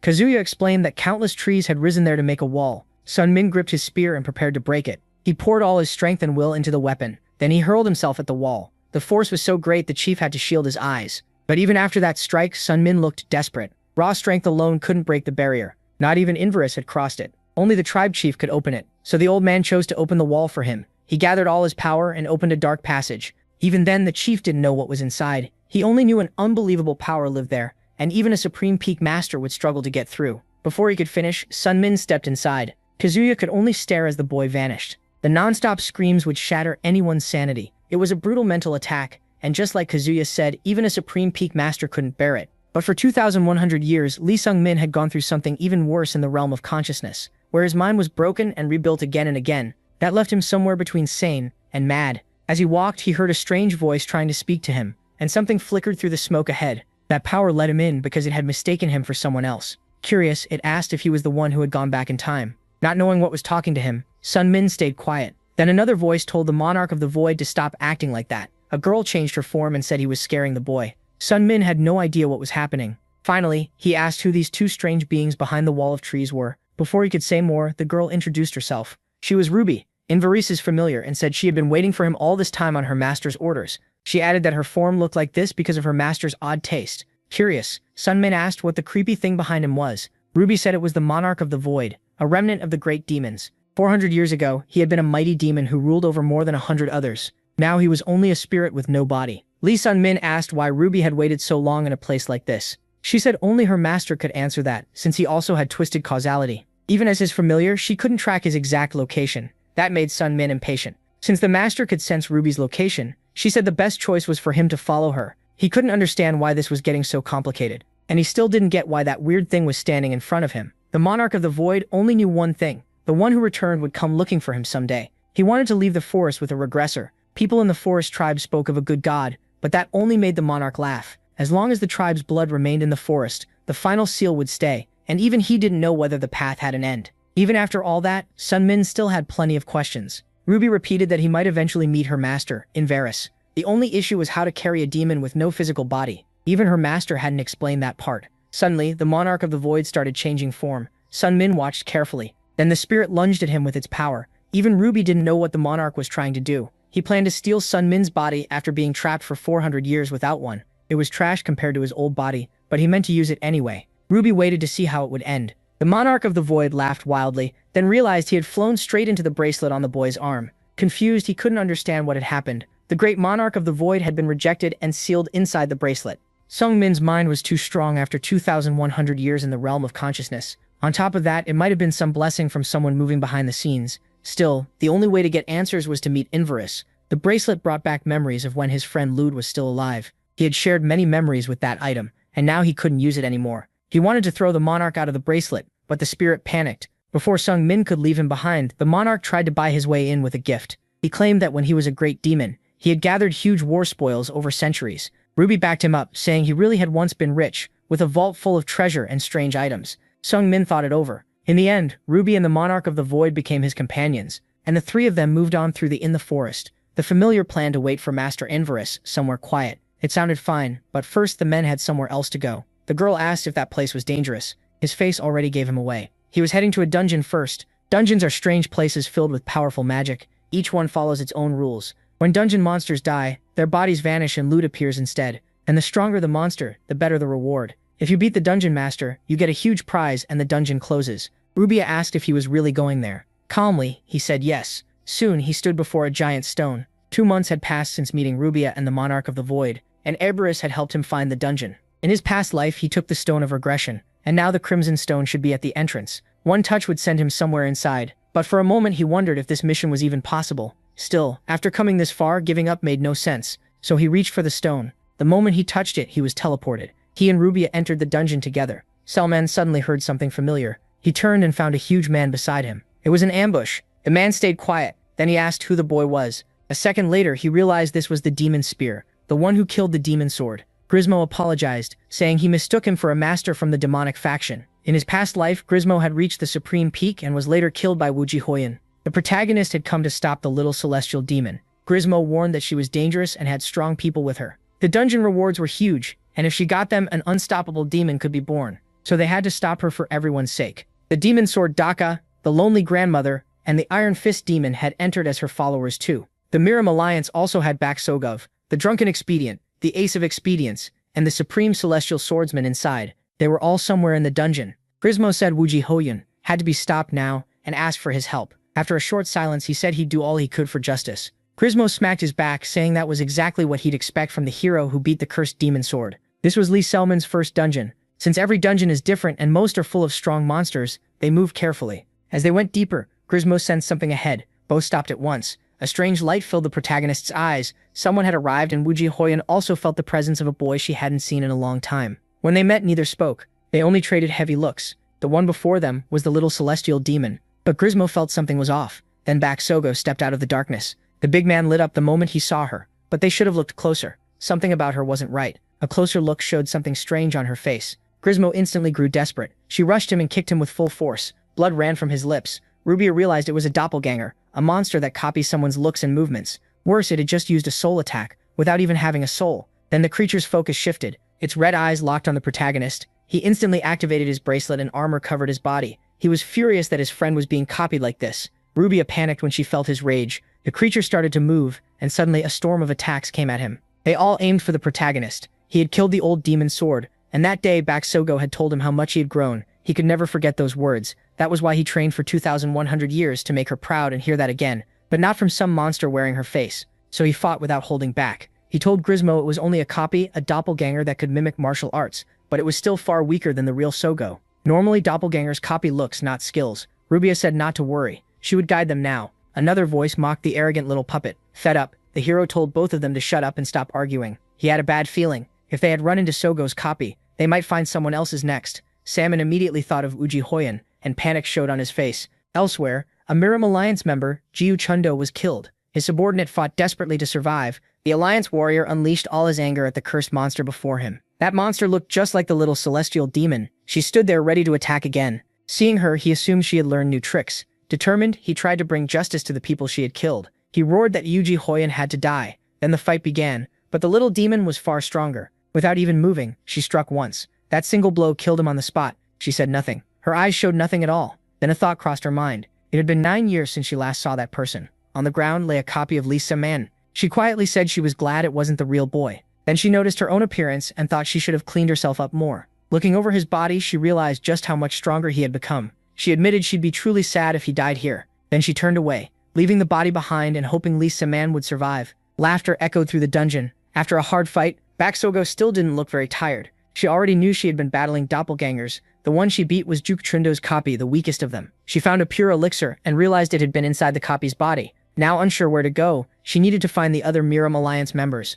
In her current state, she knew she couldn't beat Uji Hoyen or any of her followers. Then two people approached. They were followers of the little celestial demon, the Lonely Phantom, and the Iron Fist. Both saw that the girl was alone. The magic stone dropped from Bakozo's doppelganger was a crystal packed with great power. A voice called him an idiot for asking why the protagonist didn't just eat it. That would only make things worse because his core was unstable, and his ki and body were out of balance. Still, his heart seemed perfect, so pure that even among great demons, none had one like it. The protagonist was still confused by all this. Ahead of him, the Yokoball of the mountain kept walking calmly. Then he stopped for a moment. On the ground lay a man missing one arm. It was the beggar sect member known as the Begging One. The protagonist recognized him as one of the top 3 disciples. He had lost his arm after meeting a copy of the Lonely Phantom and taking dozens of sword strikes at once. Realizing he was dying, he begged for potions.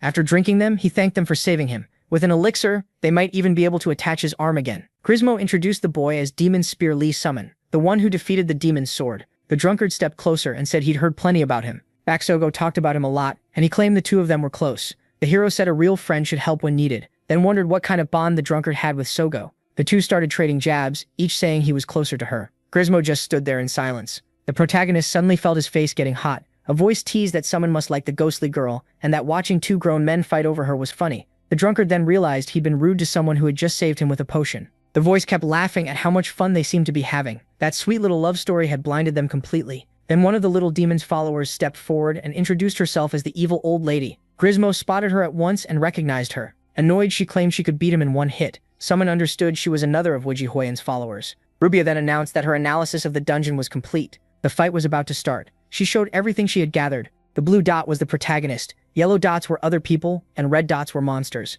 With that info, they had a chance to win. But 3 yellow dots were moving fast, which likely meant a battle. The hero focused on Rubia's display. The location was right beyond the wall, so one of those dots might be Sogo fighting Wuji or another enemy. After thinking it over, he decided to break through the wall. Meanwhile, the other 2 kept fighting the evil old lady. Then they felt a huge burst of energy. Grismo warned the old woman to get ready for a massive hit. That wall wouldn't fall to normal force, so the protagonist pushed his spear to its limit. Energy began gathering around it. His power had reached a much higher level, and he knew he had used this technique before. The spear kept building up bright, intense energy. Grismo knew it was time to attack. The old woman panicked, sensing what was about to hit her. The protagonist poured out all his strength until his face went pale. The enemy couldn't defend herself anymore and only screamed. Then the wall exploded, and smoke poured through the cracks. Everyone froze, confused by what had just happened. Sogo stared in shock. The hero moved to save her from the enemies and stepped in front of her as a shield. Shaken, she could only think about how long it had been since they last met. At the same time, status updates for each person appeared. Lee Sun-min wouldn't let anyone hurt Beg Sogo. The other 2 men grew wary. They didn't know him and assumed he was from the Miram Alliance. Even while hurt, the girl was stunned that her friend had broken that wall. With something in his hand, he said he came to help. It was the gift from the Buddhist ambassador, saved all this time so its power wouldn't fade. But he couldn't let this go on. So he bit into the sphere with all his strength. The moment he swallowed it, his body changed completely. The men watched closely, fully alert. Even with only half, his inner energy started coming back, proving Hyuju was right. The stronger one would handle the girl, while the other rushed the cursed boy with his sword. Elsewhere, the 2 fighters got ready. The enemies leaped in to close the gap. Lee Sun-min raised his spear to block. The enemy's sword was powerful, and he controlled his skills with deadly force. Seeing how much stronger the boy had become, Bakusogo was impressed. Still gripping her spear, she knew the fight wasn't over. Even Van Mist thought that. Despite his lower level, this guy was tough to face. He didn't seem like a returnee, but he clearly had trained for a very long time. Then Sinmin jumped at his opponent, who met him with his drawn sword. They clashed hard, with no time to breathe. Neither could land a clean hit on the other. Sinmin twisted away from the sword coming at him. Meanwhile, the man's eye flashed with strong magic. He suddenly started slashing in every direction. The protagonist kept both hands tight on his spear. He pushed forward, sprinting at full speed without slowing for a second. The bearded man laughed and taunted him as he came in. Using the 9,000 martyrs in 3 seconds, he tried to wound his enemy. Even then, the sword moved in wild, sudden ways. The man was confused. He didn't know that spear style or its rhythm. Then a brutal strike smashed into his shoulder. He lost his balance for a moment and fought to stay standing. The boy had struck upwards so fast it caught him off guard. But to him, the fight was still just fun, and he burst out laughing. Judging by his martial arts alone, the young man had the skill of a master with years of training. Meanwhile, Baksoba was locked in a fierce fight with the other follower of the little celestial demon. Wanting to finish Sunmin fast, the man stopped holding back. There were 3 things the venomous demon didn't know. The boy before him was a friend of his beloved master, that the skills he admired in his heart had been refined by that same master, and that his beloved master would be the one to kill him. The bearded man couldn't survive the fatal strike from his master, never even learning why. The moment Ouija Hoyan showed herself, she killed him in a second. The other man saw the little celestial demon arrive and was horrified that she had just slain the venomous demon, her loyal follower. Even if she didn't care for them, they still saw her as their master. Their one wish was for her to rule the world so everyone could witness her reign, so the other man couldn't understand why she killed someone who followed her so faithfully. Ouija Hoyan showed no regret at all. Furious, he realized arguing was pointless now. After all that, Morang Tekken declared the little celestial demon must die, but he died instead. That Ouija Hoyan was only a copy, but the 2 men didn't know that since they'd never seen dungeon doubles before. In the end, the demons who followed Ouija Hoyan all died. Meanwhile, the copy moved toward the 2 of them. Bak Sogo told someone to run right away. She pointed to the hole in the wall and said the drunk and the mountain Yukpo were beyond it. Some had to bring them back for the next fight if they wanted any chance at all. The protagonist said Sogo was faster, so she had to be the one to go. With a faint smile, he asked her to do it. Unable to refuse her comrade, she finally agreed. As a last move, she tossed him an elixir. Before leaving, she begged him not to die. The protagonist believed he wouldn't, or at least hoped so. Face to face, the 2 men shouted at each other. In his past life, only Ouija Hoyan came out of that dungeon alive. When people asked about the others, she simply said they were all dead. Everyone assumed the little celestial demon had killed them herself, but now someone knew the truth. The band on Ouija Hoyan's arm looked like an artifact that could grow or shrink in firepower at high speed. This time, the protagonist might stop it from happening. Bracing himself, he prepared for the worst. Still, he refused to give up and chose to face his fear. Weapon in hand, he went at the enemy. But that force was too much, and it felt like his arm might tear off. Then the enemy blasted him far away with 1 hit. Sogo the drunk and the mountain yacht bull were still busy fighting the old woman, so he had no idea if things would change once they came. Another strike sent the protagonist flying even farther, but his will to live was overwhelming. He had to survive this. He had made promises to many people, and he had to endure. He had to keep fighting. He had to find any way he could to bring that woman down. His body was weak, but his mind wasn't. Drawing on his 2,100 years in the spiritual world, he tried to recall everything he had learned. He needed to attack from the front and aim for the weakest side. The little celestial demon didn't react. Still, she noticed the protagonist getting ready to attack again. He was high above and tried to get as close to her as possible. Holding his spear, he realized the fight could go on forever.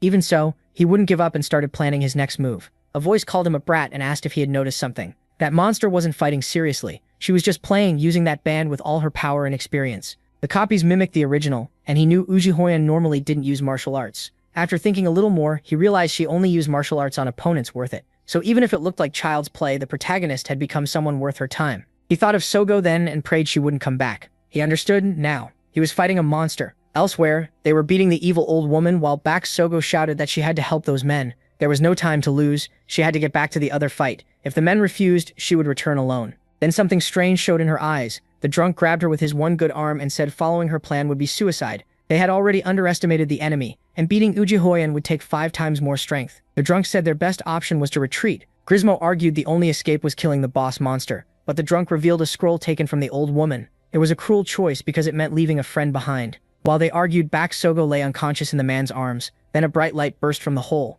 At the same time, a regretful voice asked for forgiveness as the warrior kept fighting the little celestial demon. Blood poured from his mouth and his pupils were wide. His enemy kept pressing him, never letting him rest. She rushed around at incredible speed. The hero had to watch every direction, center, opening, right, and left. The voice helped him tell where the next attack was coming from. Even with that help, he still couldn't follow every instruction. Fed up, he told the voice to shut up already. He knew that if he died, he'd rot in that place, and back Sogo still hadn't returned. The voice claimed she had betrayed him. If he hadn't come in to save her, he wouldn't be in this much danger, but he didn't care if he died in Sogo's place. He was sure something had happened to stop her from coming back. Besides, if he had never met her, he wouldn't have survived the mountain. The voice answered with a dark laugh. Even after that speech, the boy still couldn't die here, so Anne decided to help, and a transformation began. Not understanding any of it, someone simply accepted the help. This was real power enough to crush every enemy. Richard Haley watched what was happening in front of her. That power was easy to use as long as you had a purpose, and it could be called anywhere, anytime. Light burst out from his armor.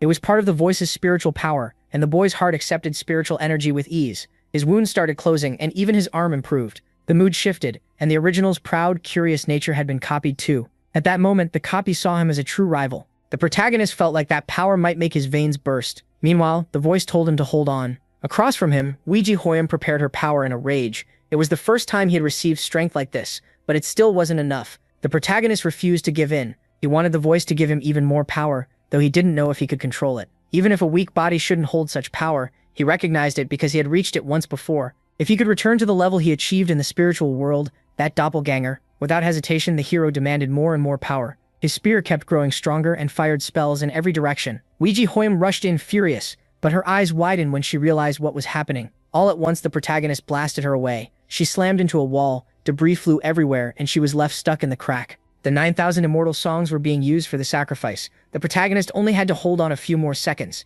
As the world let out its force, more explosions erupted. Angry, the little celestial demon got back up and attacked again. Power gathered in one of her hands. He never expected to be struck, but the attack came right at the protagonist. This was the strongest power he could use, with 6 seconds left in the sacrifice. To his eyes, power was pouring from his whole body. With that strength, the protagonist tried to bring justice himself. Weiji Hoyam took the hits and was flung even farther back. Her red eyes turned even darker. Then a bright light burst from every part of the dungeon. Even the protagonist looked shocked that he had won, and the copy answered that, standing still. Pain hit him. Sweat ran down his face, and his veins swelled. He had done this 9 years ago, and after thousands of years he had kept running while thinking about the little celestial demon. With no real confidence, he just wanted to know if he had grown even a little stronger. The voice mocked him for that, and said he still needed someone else's power to win. Having power and knowing how to use it were not the same. Then the voice warned him to get ready. The next step was pulling back the borrowed power, and that could be deadly. He said he was used to pain, and the power started leaving him. A horrifying look spread across his face. His eyes bulged, his pupils widened,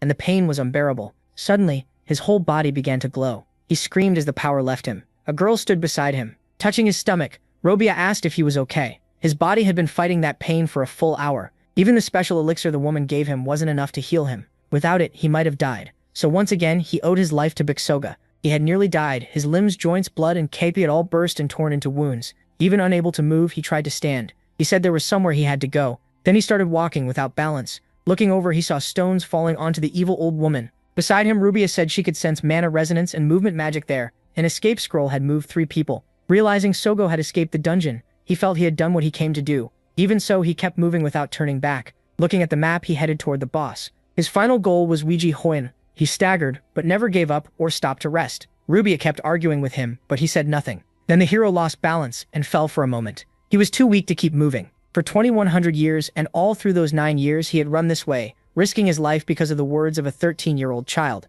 That was why he wanted to show Weiji Hoyam his effort, and shout that he had grown stronger because of her. Now, he had very little time left. The hero's eyes caught something ahead of him. Then he saw Weiji Hoyam, and his face changed. His childish wish to show off his growth vanished at once. He saw her movement, a step more perfect than anything he had imagined. No doppelganger could copy that, and it was what he had wanted to see all this time. The one before him was the real Weiji Hoyam. She stood there with perfect moves and unmatched power. The girl realized he must have been the dungeon boss. As she walked, she said he was annoyingly strong, and in her past life she would not have beaten him. She also said she had fought a monster that looked like the boy and used ancient martial arts. To her, he had been a very fun opponent. She could tell Li Shengmin had grown stronger. Now the young man would know how to answer properly. Hidden behind the wall, he had no idea what she meant. With a smile, he said he was too filthy to meet Weiji Hoyam like this. Curious, she asked who he had run into. She gave him some credit for surviving and making it that far. Meanwhile, she leaned against the wall. She said Sungmin had reached his dream and congratulated him. The two kept talking with the thick wall between them. Those 9 years meant a lot to the warrior.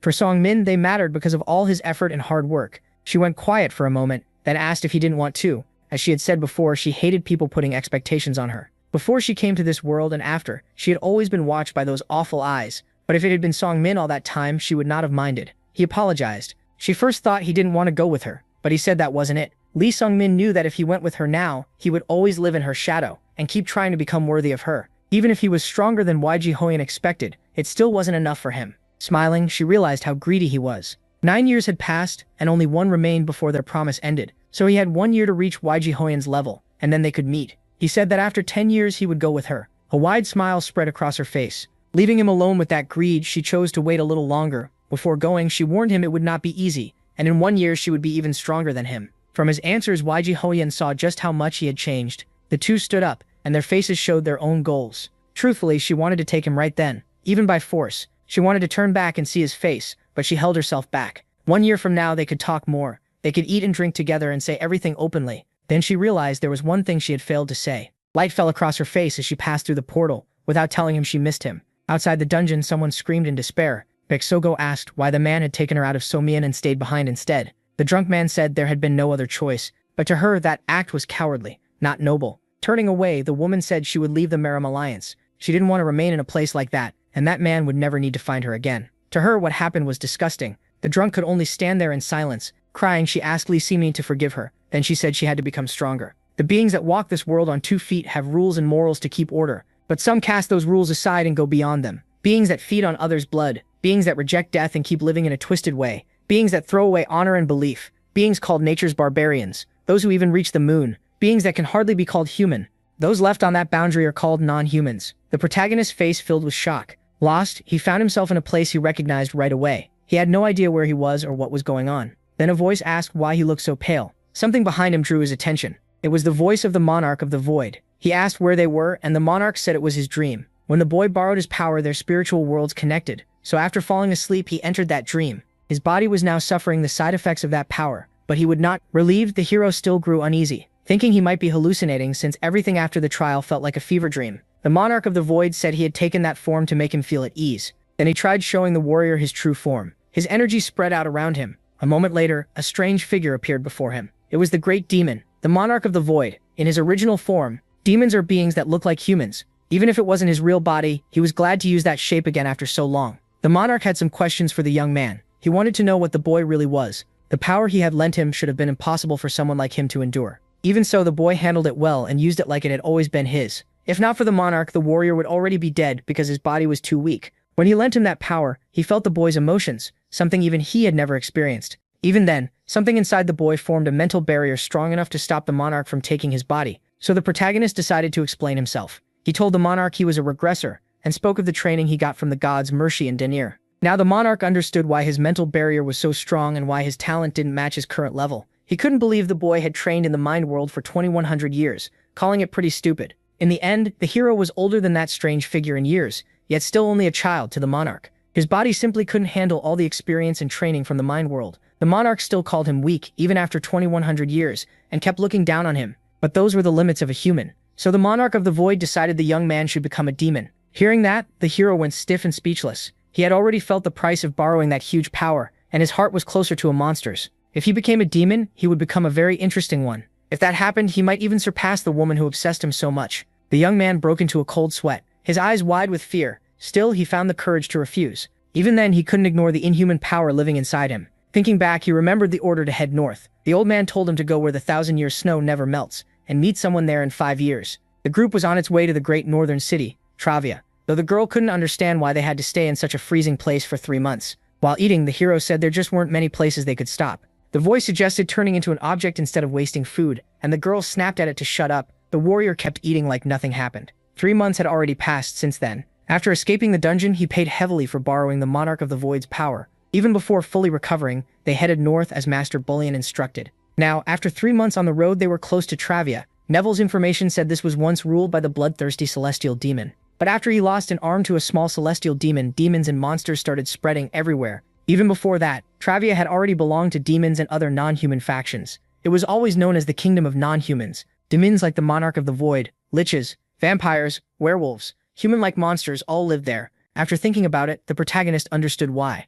He had been smelling dogs for a while now. From the dark forest, several pairs of eyes stared at them. That proved they were close to their destination. Then several werewolves burst from the trees and attacked. Ready to fight, the protagonist figured it was time for some exercise. The furious wolves charged straight at them. The girl warned him that lycanthropes grew stronger at night and normal weapons couldn't hurt them. But he didn't get what she meant. Then he remembered the elf who forged his spear. He had found a mysterious piece of orichalcum with incredible purity. It appeared after he defeated Wijichoyan's doppelganger in the dungeon. He wanted to turn that material into a spear. As payment, he offered the elf the leftover pieces. She was honored just to touch it and couldn't believe he was giving it up for a spear. When he saw how upset she was, he asked her to place the orcolcum into his armor instead. Back in the fight, he knew his weapon was far from ordinary. Because of that, he moved with sharp speed and struck the wolves one after another. His spear slammed into their snouts. His quick movements left them totally confused. He spun the spear smoothly and drove it right into their chests. Then he noticed he'd already taken down half of them. Curious, he asked why they attacked him. One wolf, angered by his nerve, warned he wouldn't walk away unharmed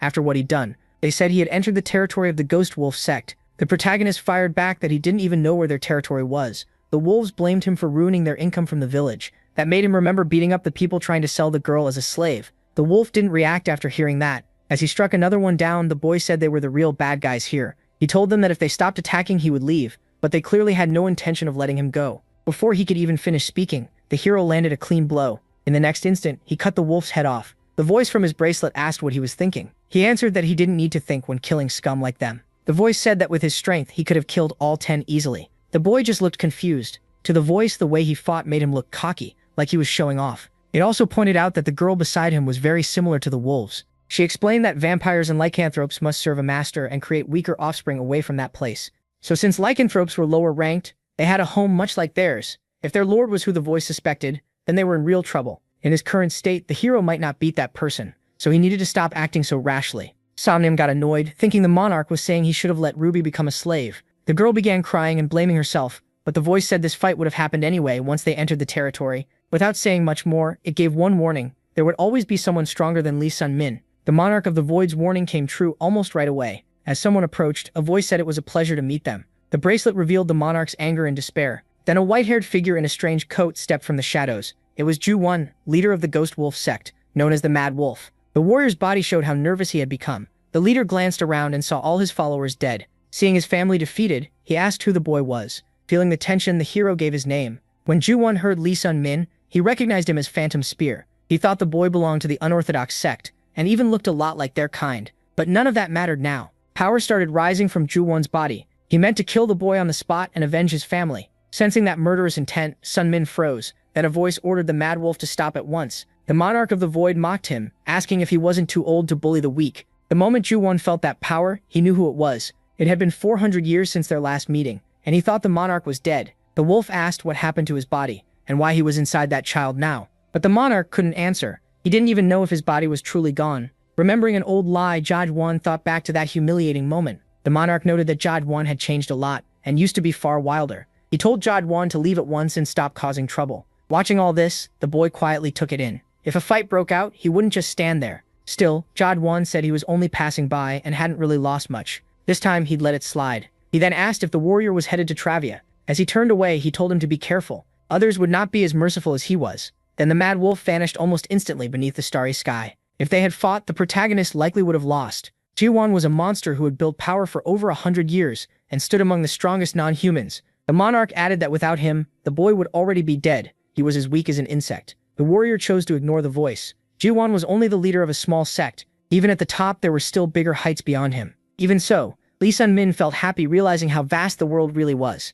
He wasn't as afraid now, and knowing there was still a path ahead excited him. Still, he kept thinking about Ju-won's warning that others would be less merciful. He had no idea who Ju-won meant. Elsewhere, the Mad Wolf stood alone in the dark void. He had met the Monarch of the Void again and couldn't believe the soul survived even after losing its body, so he went back through his memories. There was no doubt that had been the real Monarch of the Void, still alive after 400 years. That human was the famous Phantom Spear, and the Monarch was inside him. He was probably the one who broke some of Jenny's toys. The woman said she hadn't cared much before, but now the boy was becoming a real nuisance. Looking closer, she noticed what he looked like now. Even though he was human, the boy looked like one of them, and because of the Monarch of the Void, the wolf let him go. Either way, the woman planned to keep watching his journey to Trevia. Still, they couldn't act too fast because of the power inside that human body. For now, that was all the information they had. If anything happened, the predators would notify Ju-won. At last, he had found a heart thief. Neville showed that the document held key details about Travia, including patterns and traits of its forces, then handed the papers to Lee Sun-min. Predators. No one.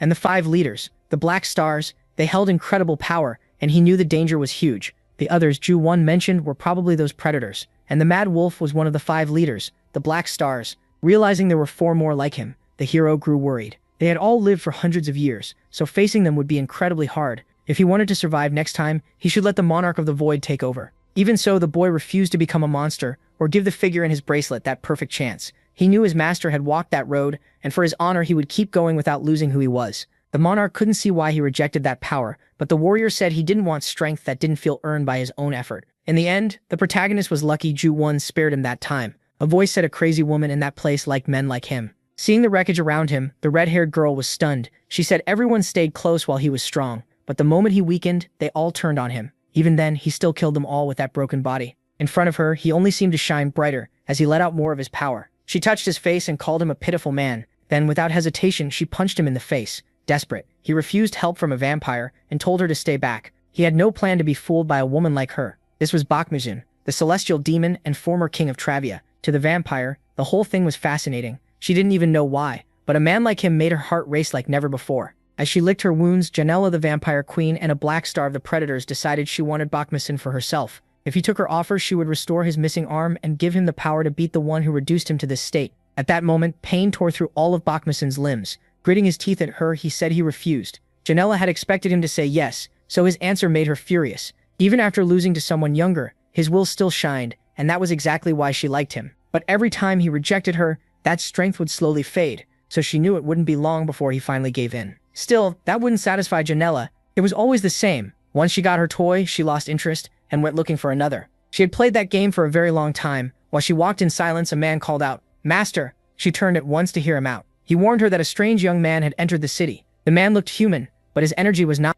Right away, Janella knew it was the boy Ju-won had mentioned. She thought Mad Wolf was a total fool for letting him leave unharmed. Acting like it had nothing to do with her, she still decided to see the boy for herself. Near a wall, someone sat with a huge chest wound, almost looking dead. People kept walking through the streets without stopping. Even so, some men could feel the heavy tension in the air. They had finally reached Travia, but after the attack on the celestial demon, the city was in chaos. A closer look revealed piles of bodies. The monarch of the void warned that they weren't ordinary corpses. They were all non-humans. Lycanthropes, vampires, and more had gathered in Travia. They normally stayed hidden, so walking around in the open proved the city was far from normal. Rubia asked if they really had to come to a place like this, since the old man might have been wrong. Lee Sun-min paused when he heard an unfamiliar voice speak to him. Startled, he noticed Janella beside him, saying she was someone very important. With bright yellow eyes, she introduced herself as Janella and said it was a strange